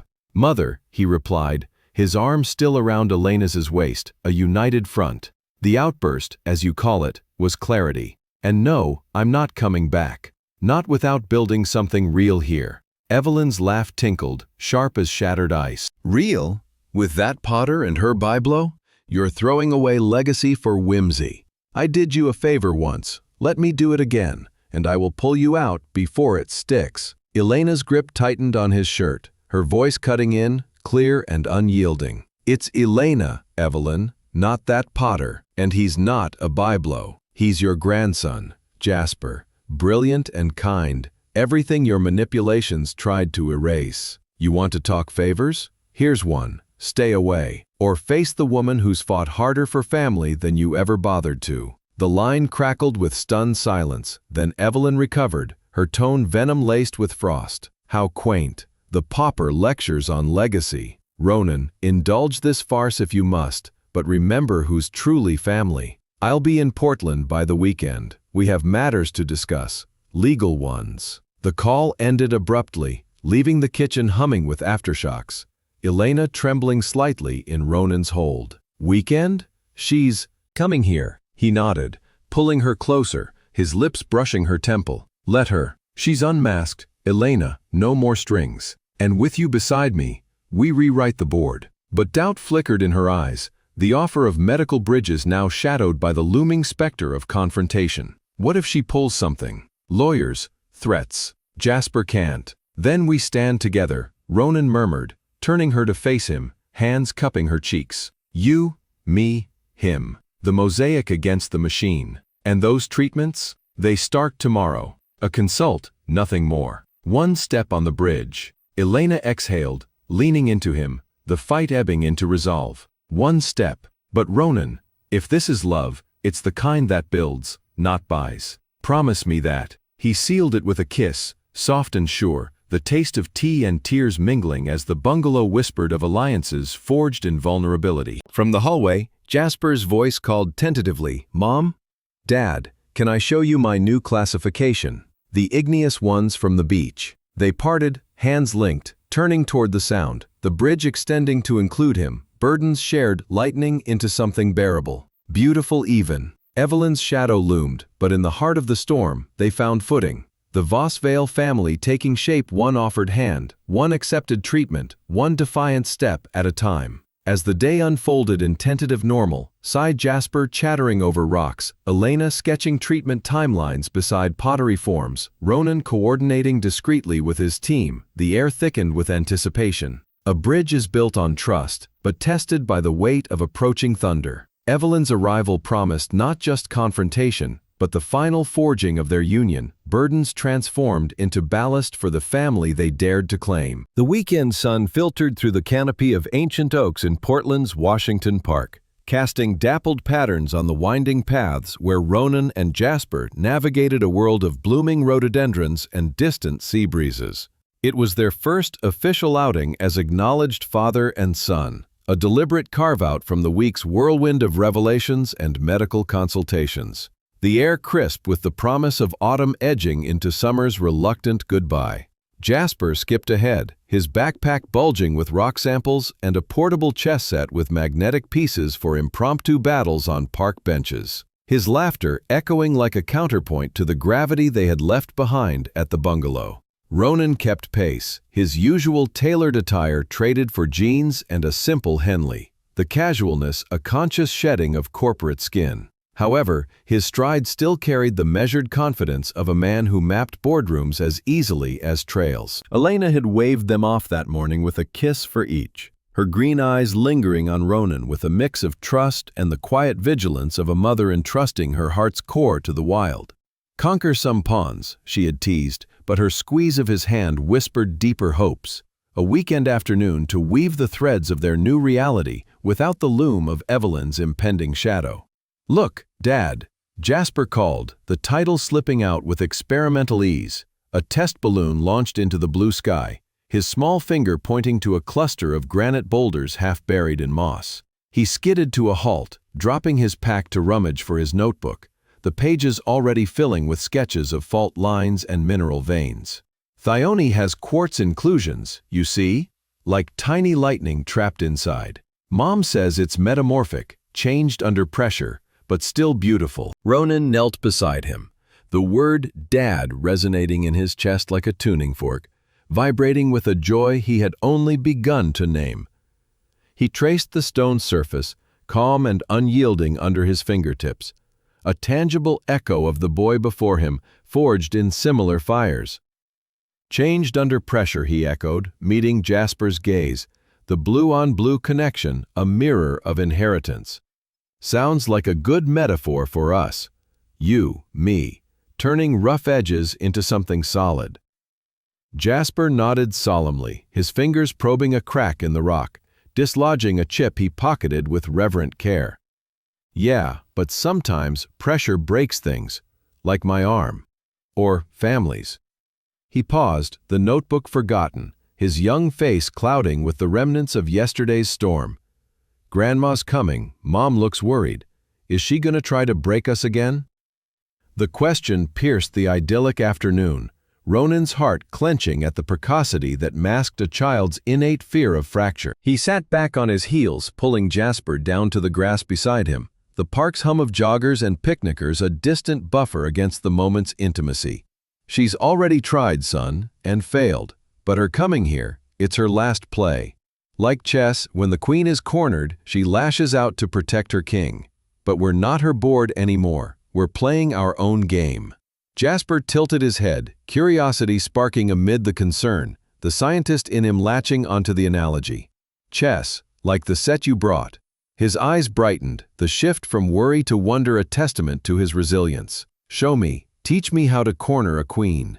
Ronan smiled, the relief a quiet tide, unpacking the board from the backpack with practiced efficiency, the magnetic pieces clicking into place on the portable set like soldiers assembling for review. "All right, lesson 1, the board possibility. Every square is a choice, every piece a strength. Pawns might seem small, but they promote and become queens if they reach the end. You're my pawn today, Jasper, but watch what happens when you push forward." They settled on a weathered bench overlooking a pond where ducks glided like ambassadors of peace, the board between them a battlefield of ebony and ivory. Ronan moved first, advancing a pawn with deliberate slowness, narrating each step as if unveiling a grand strategy. "See, forward, always forward. But smart, not reckless. Your turn." Jasper mirrored the move, his tongue poking from his cheek in concentration, the game unfolding in fits of giggles and gasps as Ronan introduced knights leaping in L shapes, bishops slicing diagonals like clay knives. The sun climbed higher, warming their shoulders, the park alive with the chatter of squirrels and the occasional bark of a leashed dog, but their world narrowed to the clack of pieces and the thrill of tactical dance. Halfway through, with Jasper's pawn perilously close to promotion, he paused, a bishop hovering in his fist, his expression turning thoughtful, the kind of gravity that belied his 6 years. "Dad, if we're playing our own game, what does a real family look like? Not just Mom and me, but all three, like, do you live here forever? Or, get married again?" His cheeks flushed, the question tumbling out like a rook sacrificed for truth, eyes fixed on the board but voice small, seeking. Ronan stilled, the piece forgotten in his hand, the innocence of the query cracking open layers of longing he had only begun to voice with Elena.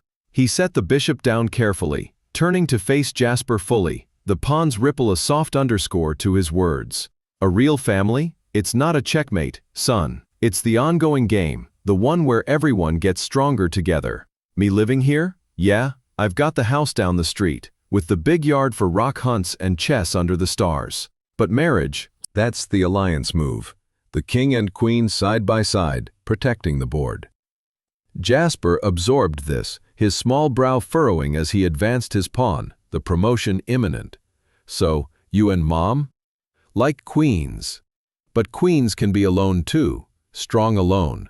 Ronan chuckled softly, pride swelling at the insight, capturing a knight with his rook in a gentle countermove. Queens are strongest with allies, Jasper. Your mom's been my queen since before you were born. The leaving was my rook's tour gone wrong, circling back too late. But now, if she'd have me, yeah, I'd ask her to team up. Officially, rings and vows and all the pieces in play. The boy's eyes widened, a grin breaking like sunlight through clouds, the pawn reaching the end, transforming in his imagination to a crowned queen. Promote, he flipped the piece with a flourish. Mom as queen, you'd be good kings, but what if Grandma tries to capture you? Like, with lawyers or something? Ronan's hand covered Jasper's on the board, steadying the magnetic wobble, his voice firm with the conviction of a man who had stared down hostile takeovers. Then we defend. Together, pawns to queens, knights to shield. She's just a bishop on the diagonal, son. Slippery, but predictable. And we've got the center now. You, me, your mom. Unbeatable. Jasper beamed, the game resuming with renewed vigor, his moves bolder, laughter freer as he checkmated Ronan's king in a flurry of promoted pawns and leaping knights. Victory, he crowed, pumping a fist, the park echoing his triumph. Queen's rule. Ronan feigned defeat with dramatic flair, toppling his king with a bow. All hail the new champion. But remember, even in checkmate, the game's not over. Rematch anytime. They packed the board as the sun dipped toward afternoon. Jasper's energy unflagging. As he chattered about end games and en passant, the weight of his earlier question lightened, but not lifted, a seed planted in fertile ground. The walk back to the car wound through rose gardens heavy with scent, Ronan carrying the pack while Jasper skipped, collecting acorns as talismans of the day. In the SUV, as Portland's skyline emerged, Jasper buckled in and turned thoughtful again, the chess set balanced on his knees. Dad, when you ask Mom to be queen, can I help? Like, pick the ring or something? Or plan the party? Ronan glanced in the rearview, heart swelling at the inclusion, the casual weave of future into present. I'd like that, more than anything. You're the heart of the board, Jasper, the reason we play at all. The boy nodded, satisfied, turning to the window as the city unfolded. But the seed took root, blooming in Ronan's mind as he drove. Visions of Elena in white, Jasper scattering petals, a ceremony not of pomp, but promise. Pawns becoming queens, possibilities unfolding like the park's endless paths. Back at the bungalow, Elena waited on the porch, sketchpad in lap, her smile blooming as they approached, arms opening to pull Jasper into a hug that smelled of clay and chamomile. "How were the battles?" she asked, ruffling his curls, her eyes flicking to Ronan with that knowing spark. "Epic," Jasper declared, wriggling free to recount the promotion saga, pieces reenacted on the porch steps. "But Dad says families are like chess, queens and kings teaming up. And, can we have a rematch with Y too, Mom? Three-way." Elena's laughter rang out, warm and unburdened, her hand finding Ronan's in the easy tangle of reunion. Three-way sounds perfect, but first, ice cream is Victor's choice. As Jasper whooped and dashed inside for shoes, Elena turned to Ronan, her fingers squeezing his, the unspoken question in her gaze mirroring the one he had fielded hours before. "Spill," she murmured. "What pawn promotions happened out there?" He leaned in, voice low against her ear, the rose scent mingling with her warmth, the kind where a boy asks if his dad will marry his mom, officially. And I said, only if the queen accepts. Her breath caught, eyes shimmering with surprise, and something more profound, the alliance move hovering like a bishop's diagonal promise. Then the queen says, "Consider the offer on the table. But make your move soon, king. The board's waiting." Their lips brushed in a fleeting seal, Jasper's return scattering them with laughter, the afternoon stretching into games of three, pawns, and possibilities dancing under the fading sun. Evelyn's shadow loomed on the horizon, but in the heart of their play, the family fortified, moves made not in isolation but in harmony, the game theirs to win. The late afternoon light slanted through the tall windows of the pottery studio, casting elongated shadows across work tables scarred by years of clay and creation. The air thick with the earthy tang of wet slip and the faint char of a cooling kiln. Elena moved between pieces in various drying stages, her hands steady as she adjusted a handle on a vase, the rhythmic pinch and pull, a meditation that grounded her amid the week's emotional currents.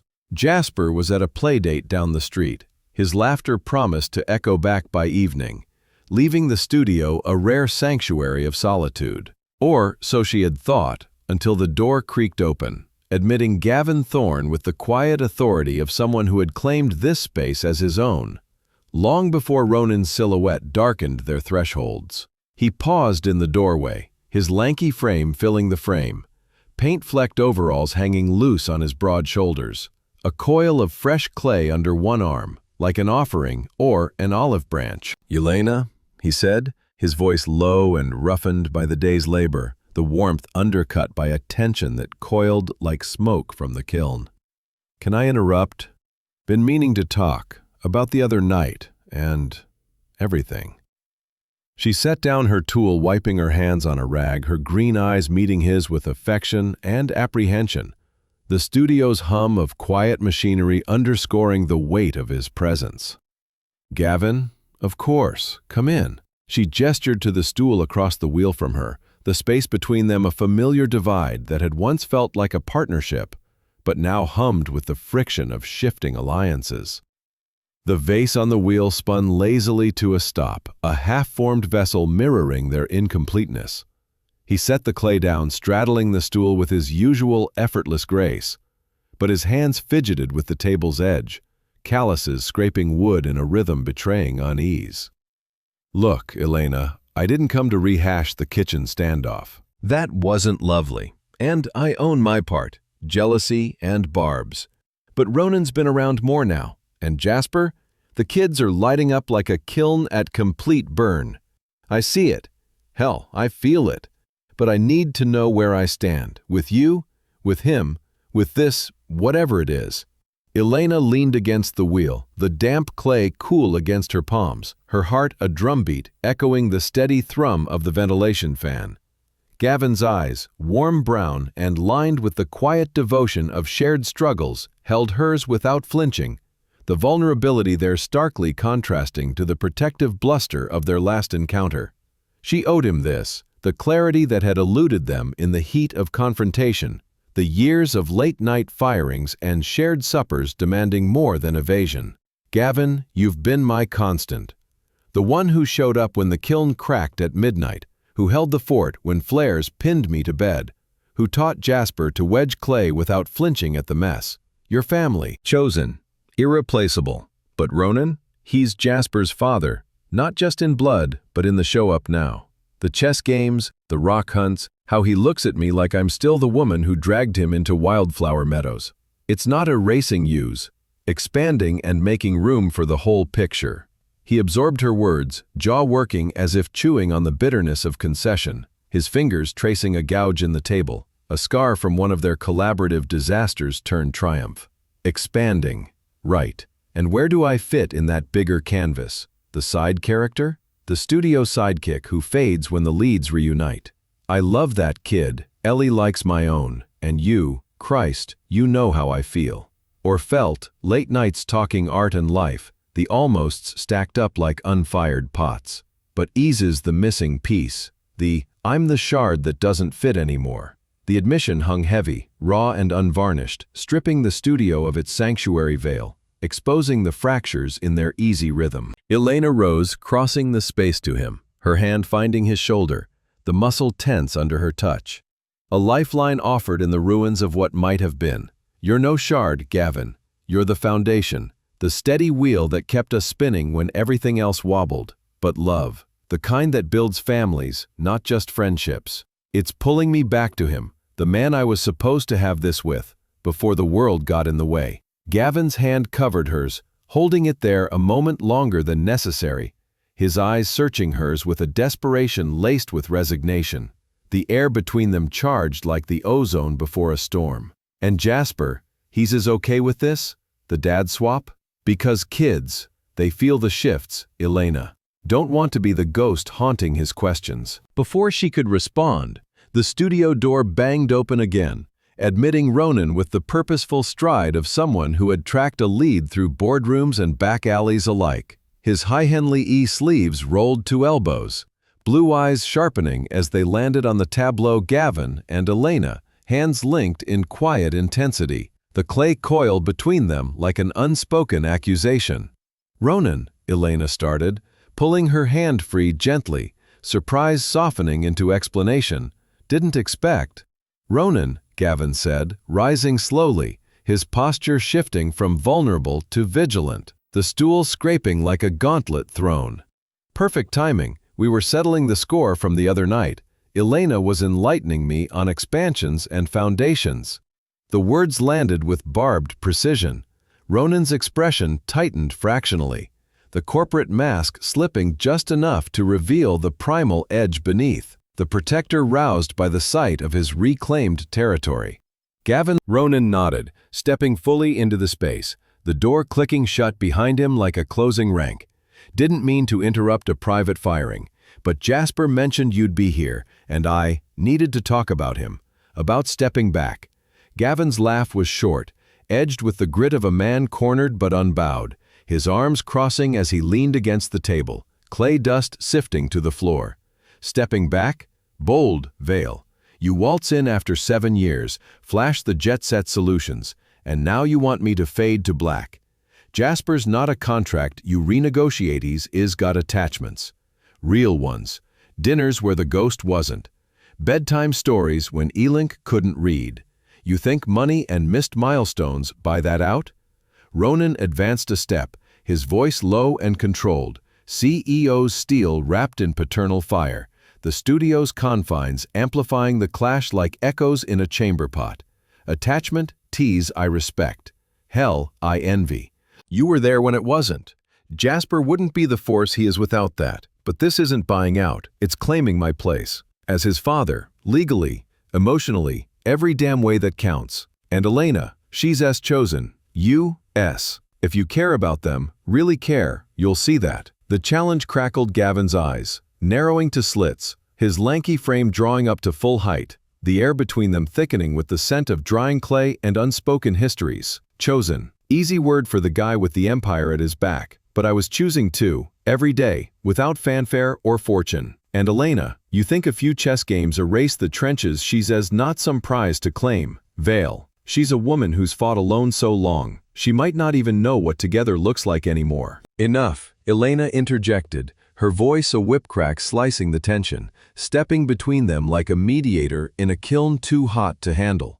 Her hands pressing against both their chests, the heat of confrontation radiating through fabric. "This isn't a duel. Gavin, you're right. The trenches shaped us, you most of all. But Ronan, he's not erasing that. He's adding to it. And you're challenging him like this. It's not protecting me, it's pulling me apart." Gavin deflated slightly, the fight leaching from his stance, his hand rising to cover hers on his chest, the touch lingering with the ache of farewell. "Elena, I can't watch you slip away without fighting for what we could have been." She held his gaze, tears glistening but unshed, her voice softening to the timbre of gratitude laced with finality. "You fought, bravely, and will always have the studio, the suppers, the man who made mud pies magical for Jasper. But my heart's pulling back to him, the one who left a void no one else could fill.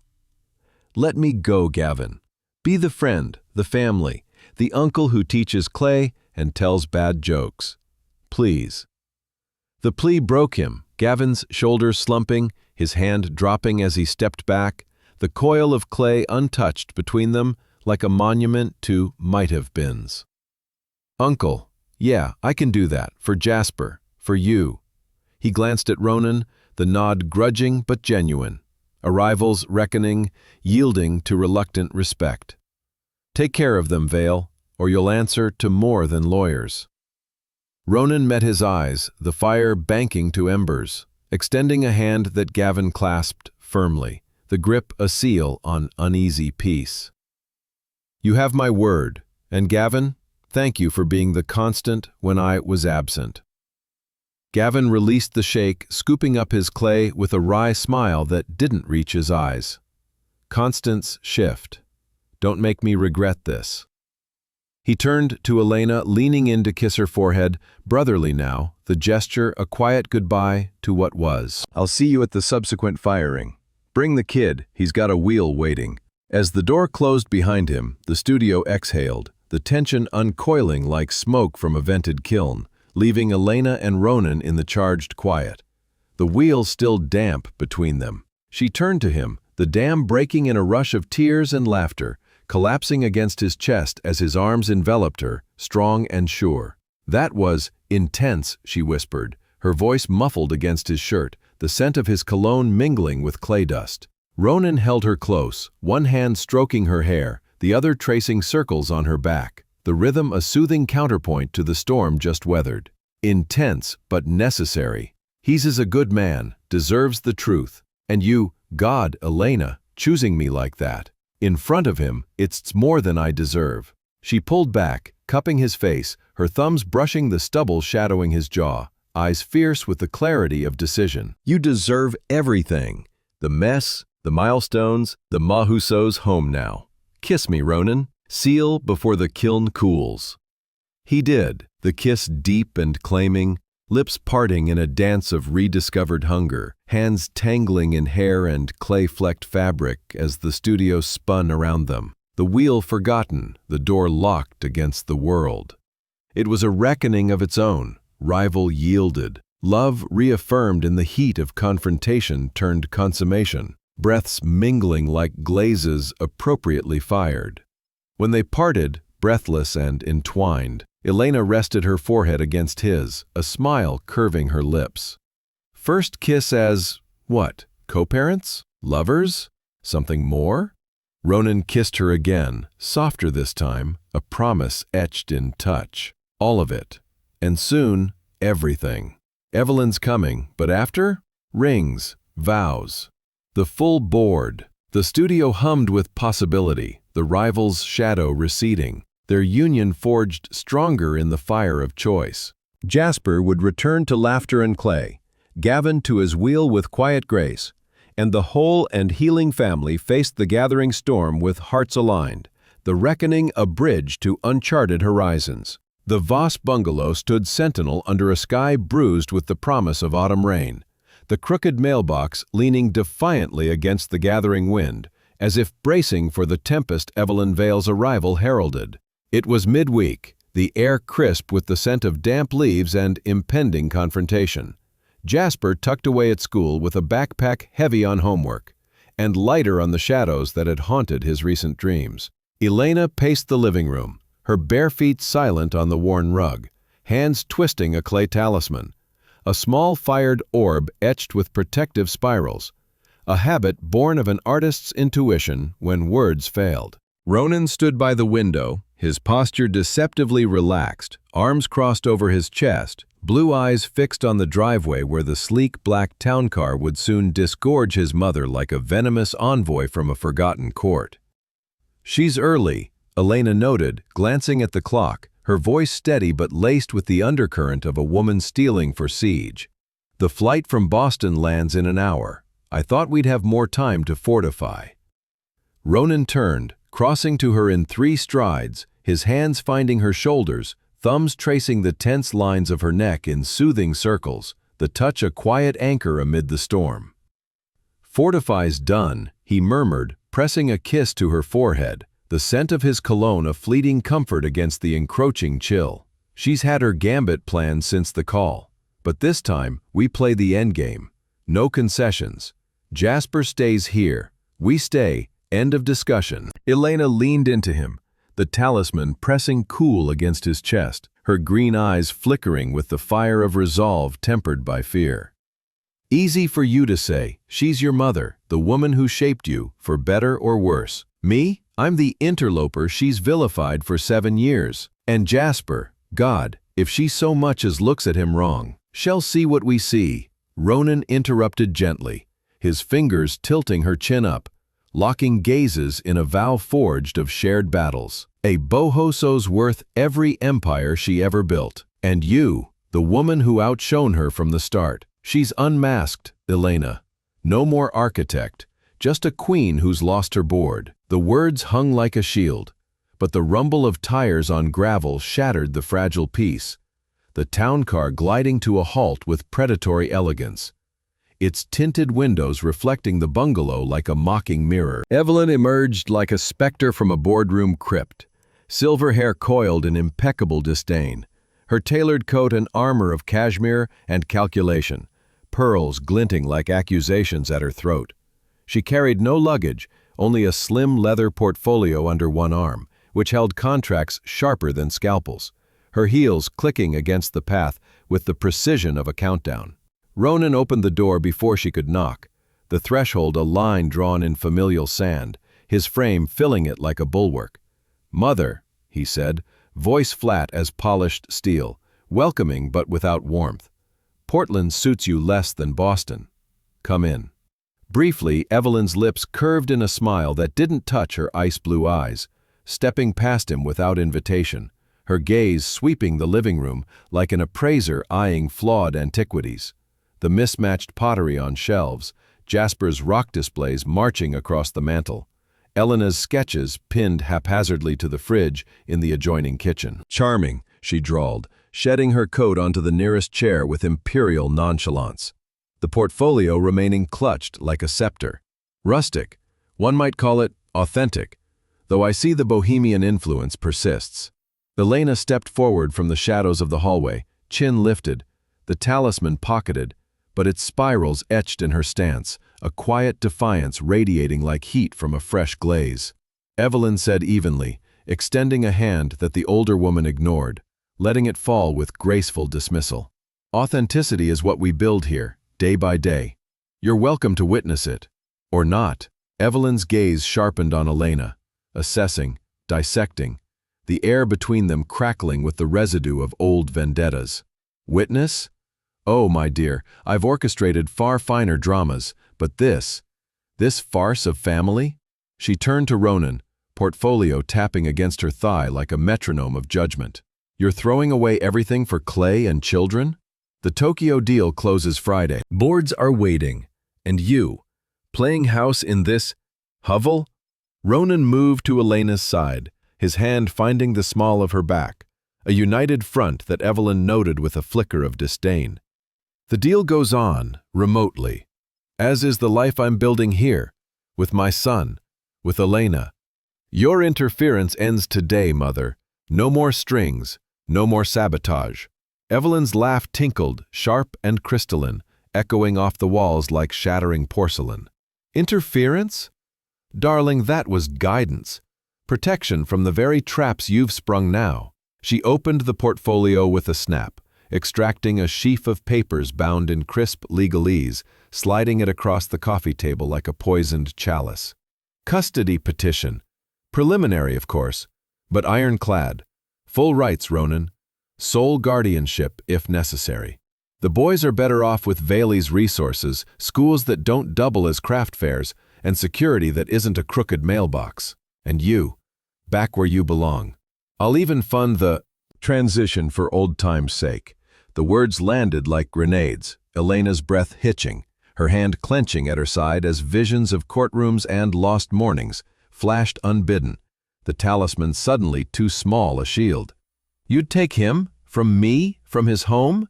His voice, Evelyn, the way he laughs over rocks, you'd rip that away for your legacy? Evelyn waved a manicured hand, dismissive as a queen banishing a petitioner. "Home? This is stagnation, girl. He's a veil. Brilliant. I've reviewed the reports you carelessly left accessible through that charming minor hospital breach, but untapped. Wasted on Maine mud and maternal martyrdom. Ronan understands, don't you, darling? Sign here and we leave the mess behind." Ronan snatched the papers, crumpling them in his fist without a glance, the sound a thunderclap in the charged silence, his voice rising like a tide held too long at bay. "Number, 1,000 times no. Jasper isn't an asset to leverage, Mother. He's my son. Flesh, fire, the best of us both. And Elena? She's raised him through fevers and fractures you'd never soil your pearls for. You think a petition scares me? I've got evidence of your forgeries, the call logs, the sabotage that stole my first 7 years. Courts love patterns of manipulation. Yours would make a prosecutor's dream." Evelyn's composure cracked, a hairline fracture in her glacial facade, her eyes narrowing to slits of calculation. "Evidence? Bluffs from a lovesick fool. You'd destroy your own blood for this pottery peddler." "Blood?" Ronan advanced, the crumpled papers thrust under her nose like a gauntlet, his frame towering with the righteous fury of a son finally unchained. "You destroyed that when you erased Elena, when you silenced a father's right to know his child. This ends, Evelyn. Walk away, or I file first. Publicly. Let the boards see the Vale's true legacy of cruelty wrapped in cashmere." The room pulsed with standoff, the wind rattling the windows like impatient spectators. Elena was stepping forward now, her voice a blade honed by years of solitary stands. "He's not bluffing, Evelyn, and neither am I. Jasper's world is here, rocks and wheels, and a mother who's fought every flare for him. You drag him into your sterile empire? Teach him to value stocks over stones? Number. You lost the right to this family when you played God with our lines." Evelyn rose, portfolio snapping shut like jaws closing on retreat, her gaze sweeping them with venomous appraisal. The matriarch cornered but unbowed. "Foolish, both of you.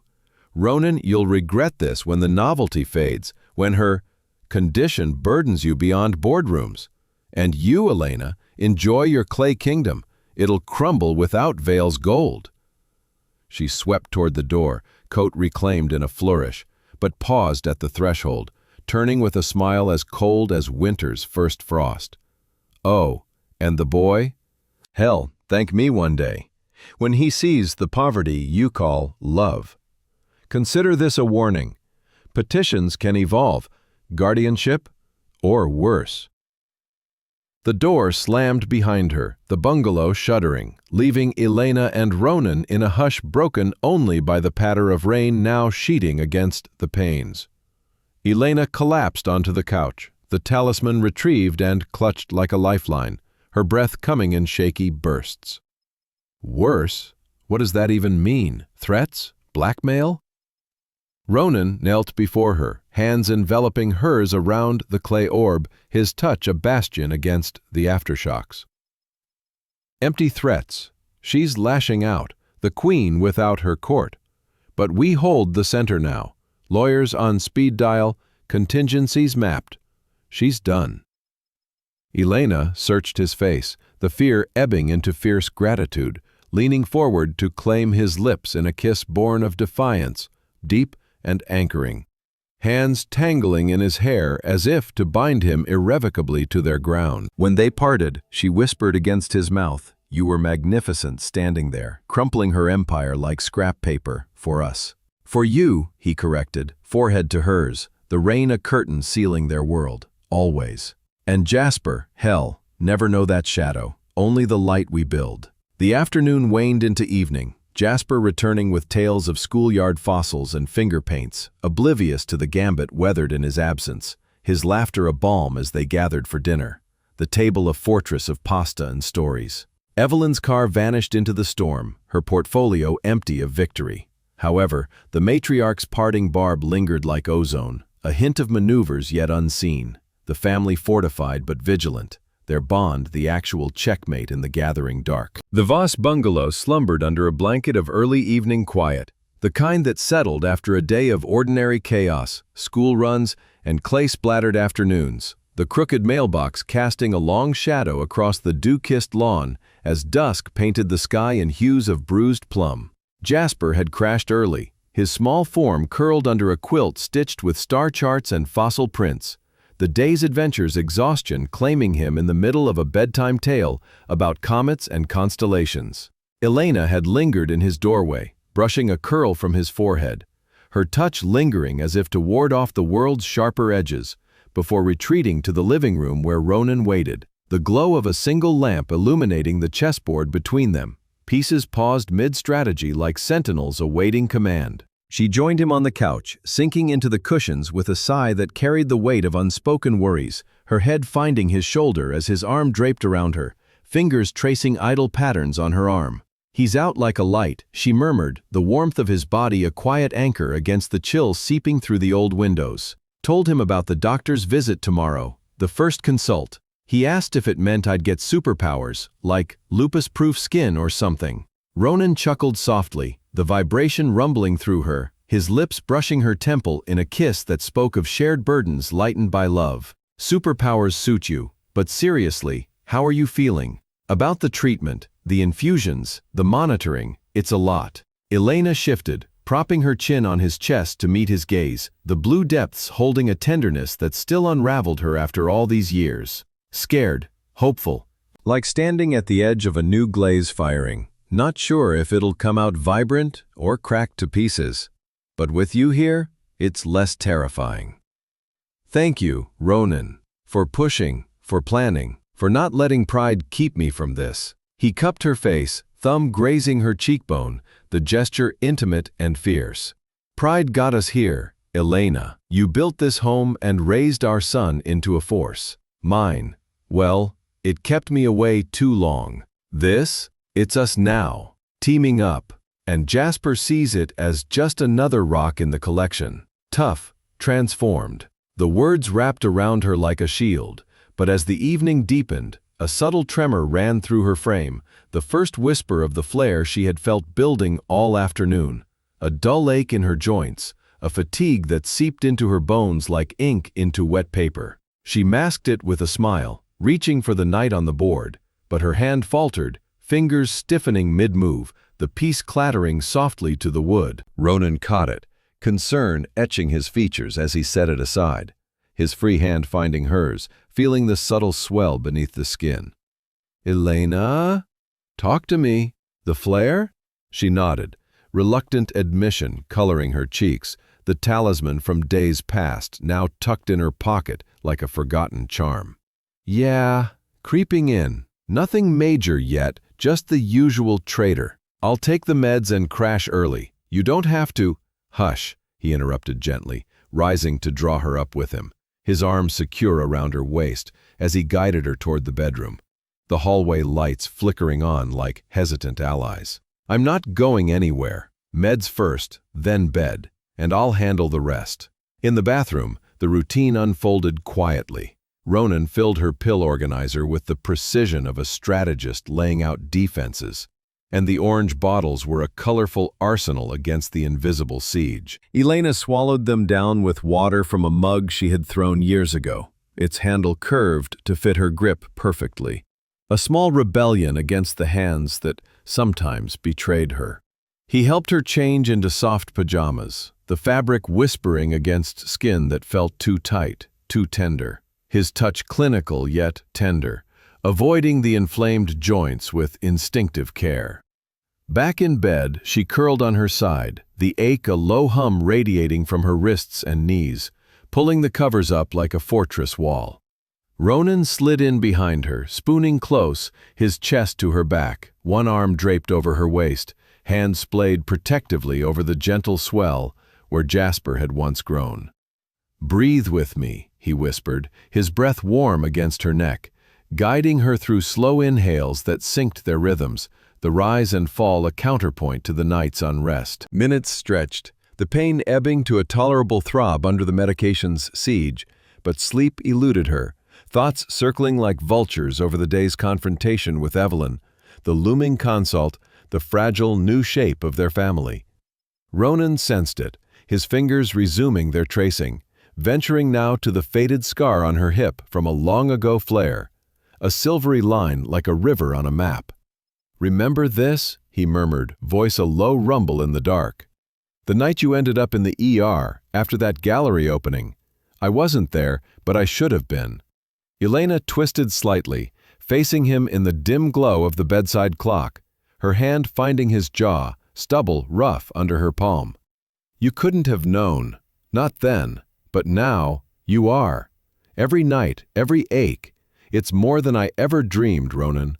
After leaving, the silence, I built walls, high ones. And you're scaling them with grace I didn't know I needed. He leaned in, forehead to hers, the intimacy a bridge over the chasm of years.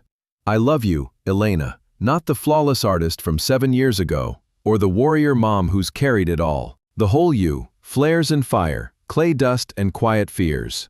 The woman who's taught me what real strength looks like, not empires, but endurance. Loving through the mess, tears welled, hot and unbidden, spilling over to trace paths down her temples. Her voice cracking on the edge of confession. I love you too, God, Ronan.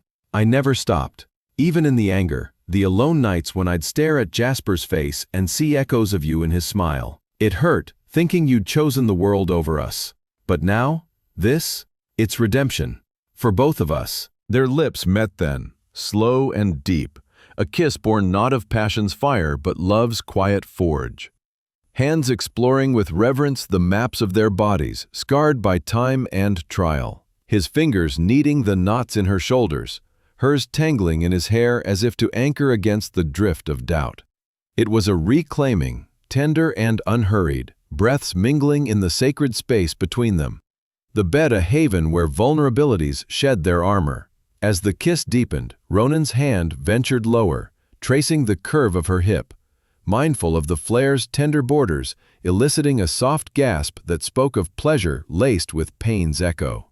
Easy, he whispered against her mouth, pulling back to search her eyes, consent a silent vow in the dim light.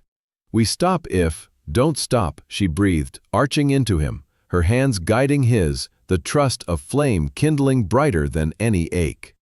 Love me as I am. He did, with the devotion of a man making amends in every touch, every murmured endearment, their bodies entwining in a dance as old as time, slow and sacred, the flare forgotten in the heat of connection.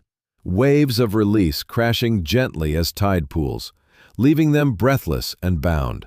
Sweat-slicked skin cooling in the night's embrace. Afterward, they lay tangled, her head on his chest, listening to the steady thrum of his heart, a lullaby against the distant patter of rain, resuming its nocturnal vigil. Elena whispered, the love you built, fingers tracing the lines of his palm, the kind that heals, not just bodies, but the breaks we carry inside. Ronan kissed her crown, his voice a rumble of certainty. And yours, it's the endurance that inspires. Through flares and family, you'll always be my north. Whatever Evelyn throws next, whatever the treatments demand, we face it, whole. Sleep claimed her then, the medications and his warmth weaving a cocoon against the night's uncertainties, her breathing evening into peace, but Ronan lay awake, staring at the ceiling's faint cracks like fault lines in their fragile peace. Dawn would bring the consult, needles and questions, a step toward remission's uncertain shore. And Evelyn's silence since the confrontation hummed with unspoken maneuvers, her gambit paused, but not played out. As the clock ticked toward morning, Jasper stirred in his room, a slight cough echoing down the hall, the sound pulling Ronan from the bed with paternal instinct sharpened by love's forge. He padded to the boy's door, easing it open to find Jasper sitting up, Orca clutched tight, eyes glassy in the nightlight's glow. Dad, he mumbled, voice thick with the edge of fever, a flush creeping up his cheeks. I feel hot like when Mom gets sick. Ronan's heart seized, the echo of Elena's flare now mirrored in their son. A cruel twist in the night's tender aftermath. He scooped Jasper up, the boy's warmth alarming against his chest, carrying him back to their bed where Elena stirred, eyes widening in maternal alarm. Jasper? Oh, honey. He's warm, Ronan said, settling the boy between them, Elena's hand immediately to his forehead, the trio a fortress against the fresh siege. Fever, I'll get the thermometer and meds. As Ronan moved, Elena pulled Jasper close, murmuring comforts, the talisman pressed into his small hand. It's okay, love, just a little bug. Dad's got us. We were strong, remember? Like metamorphic rocks. Jasper nodded weakly, burrowing into her, but his eyes found Ronan's in the dim light, trust shining through the haze. You'll fix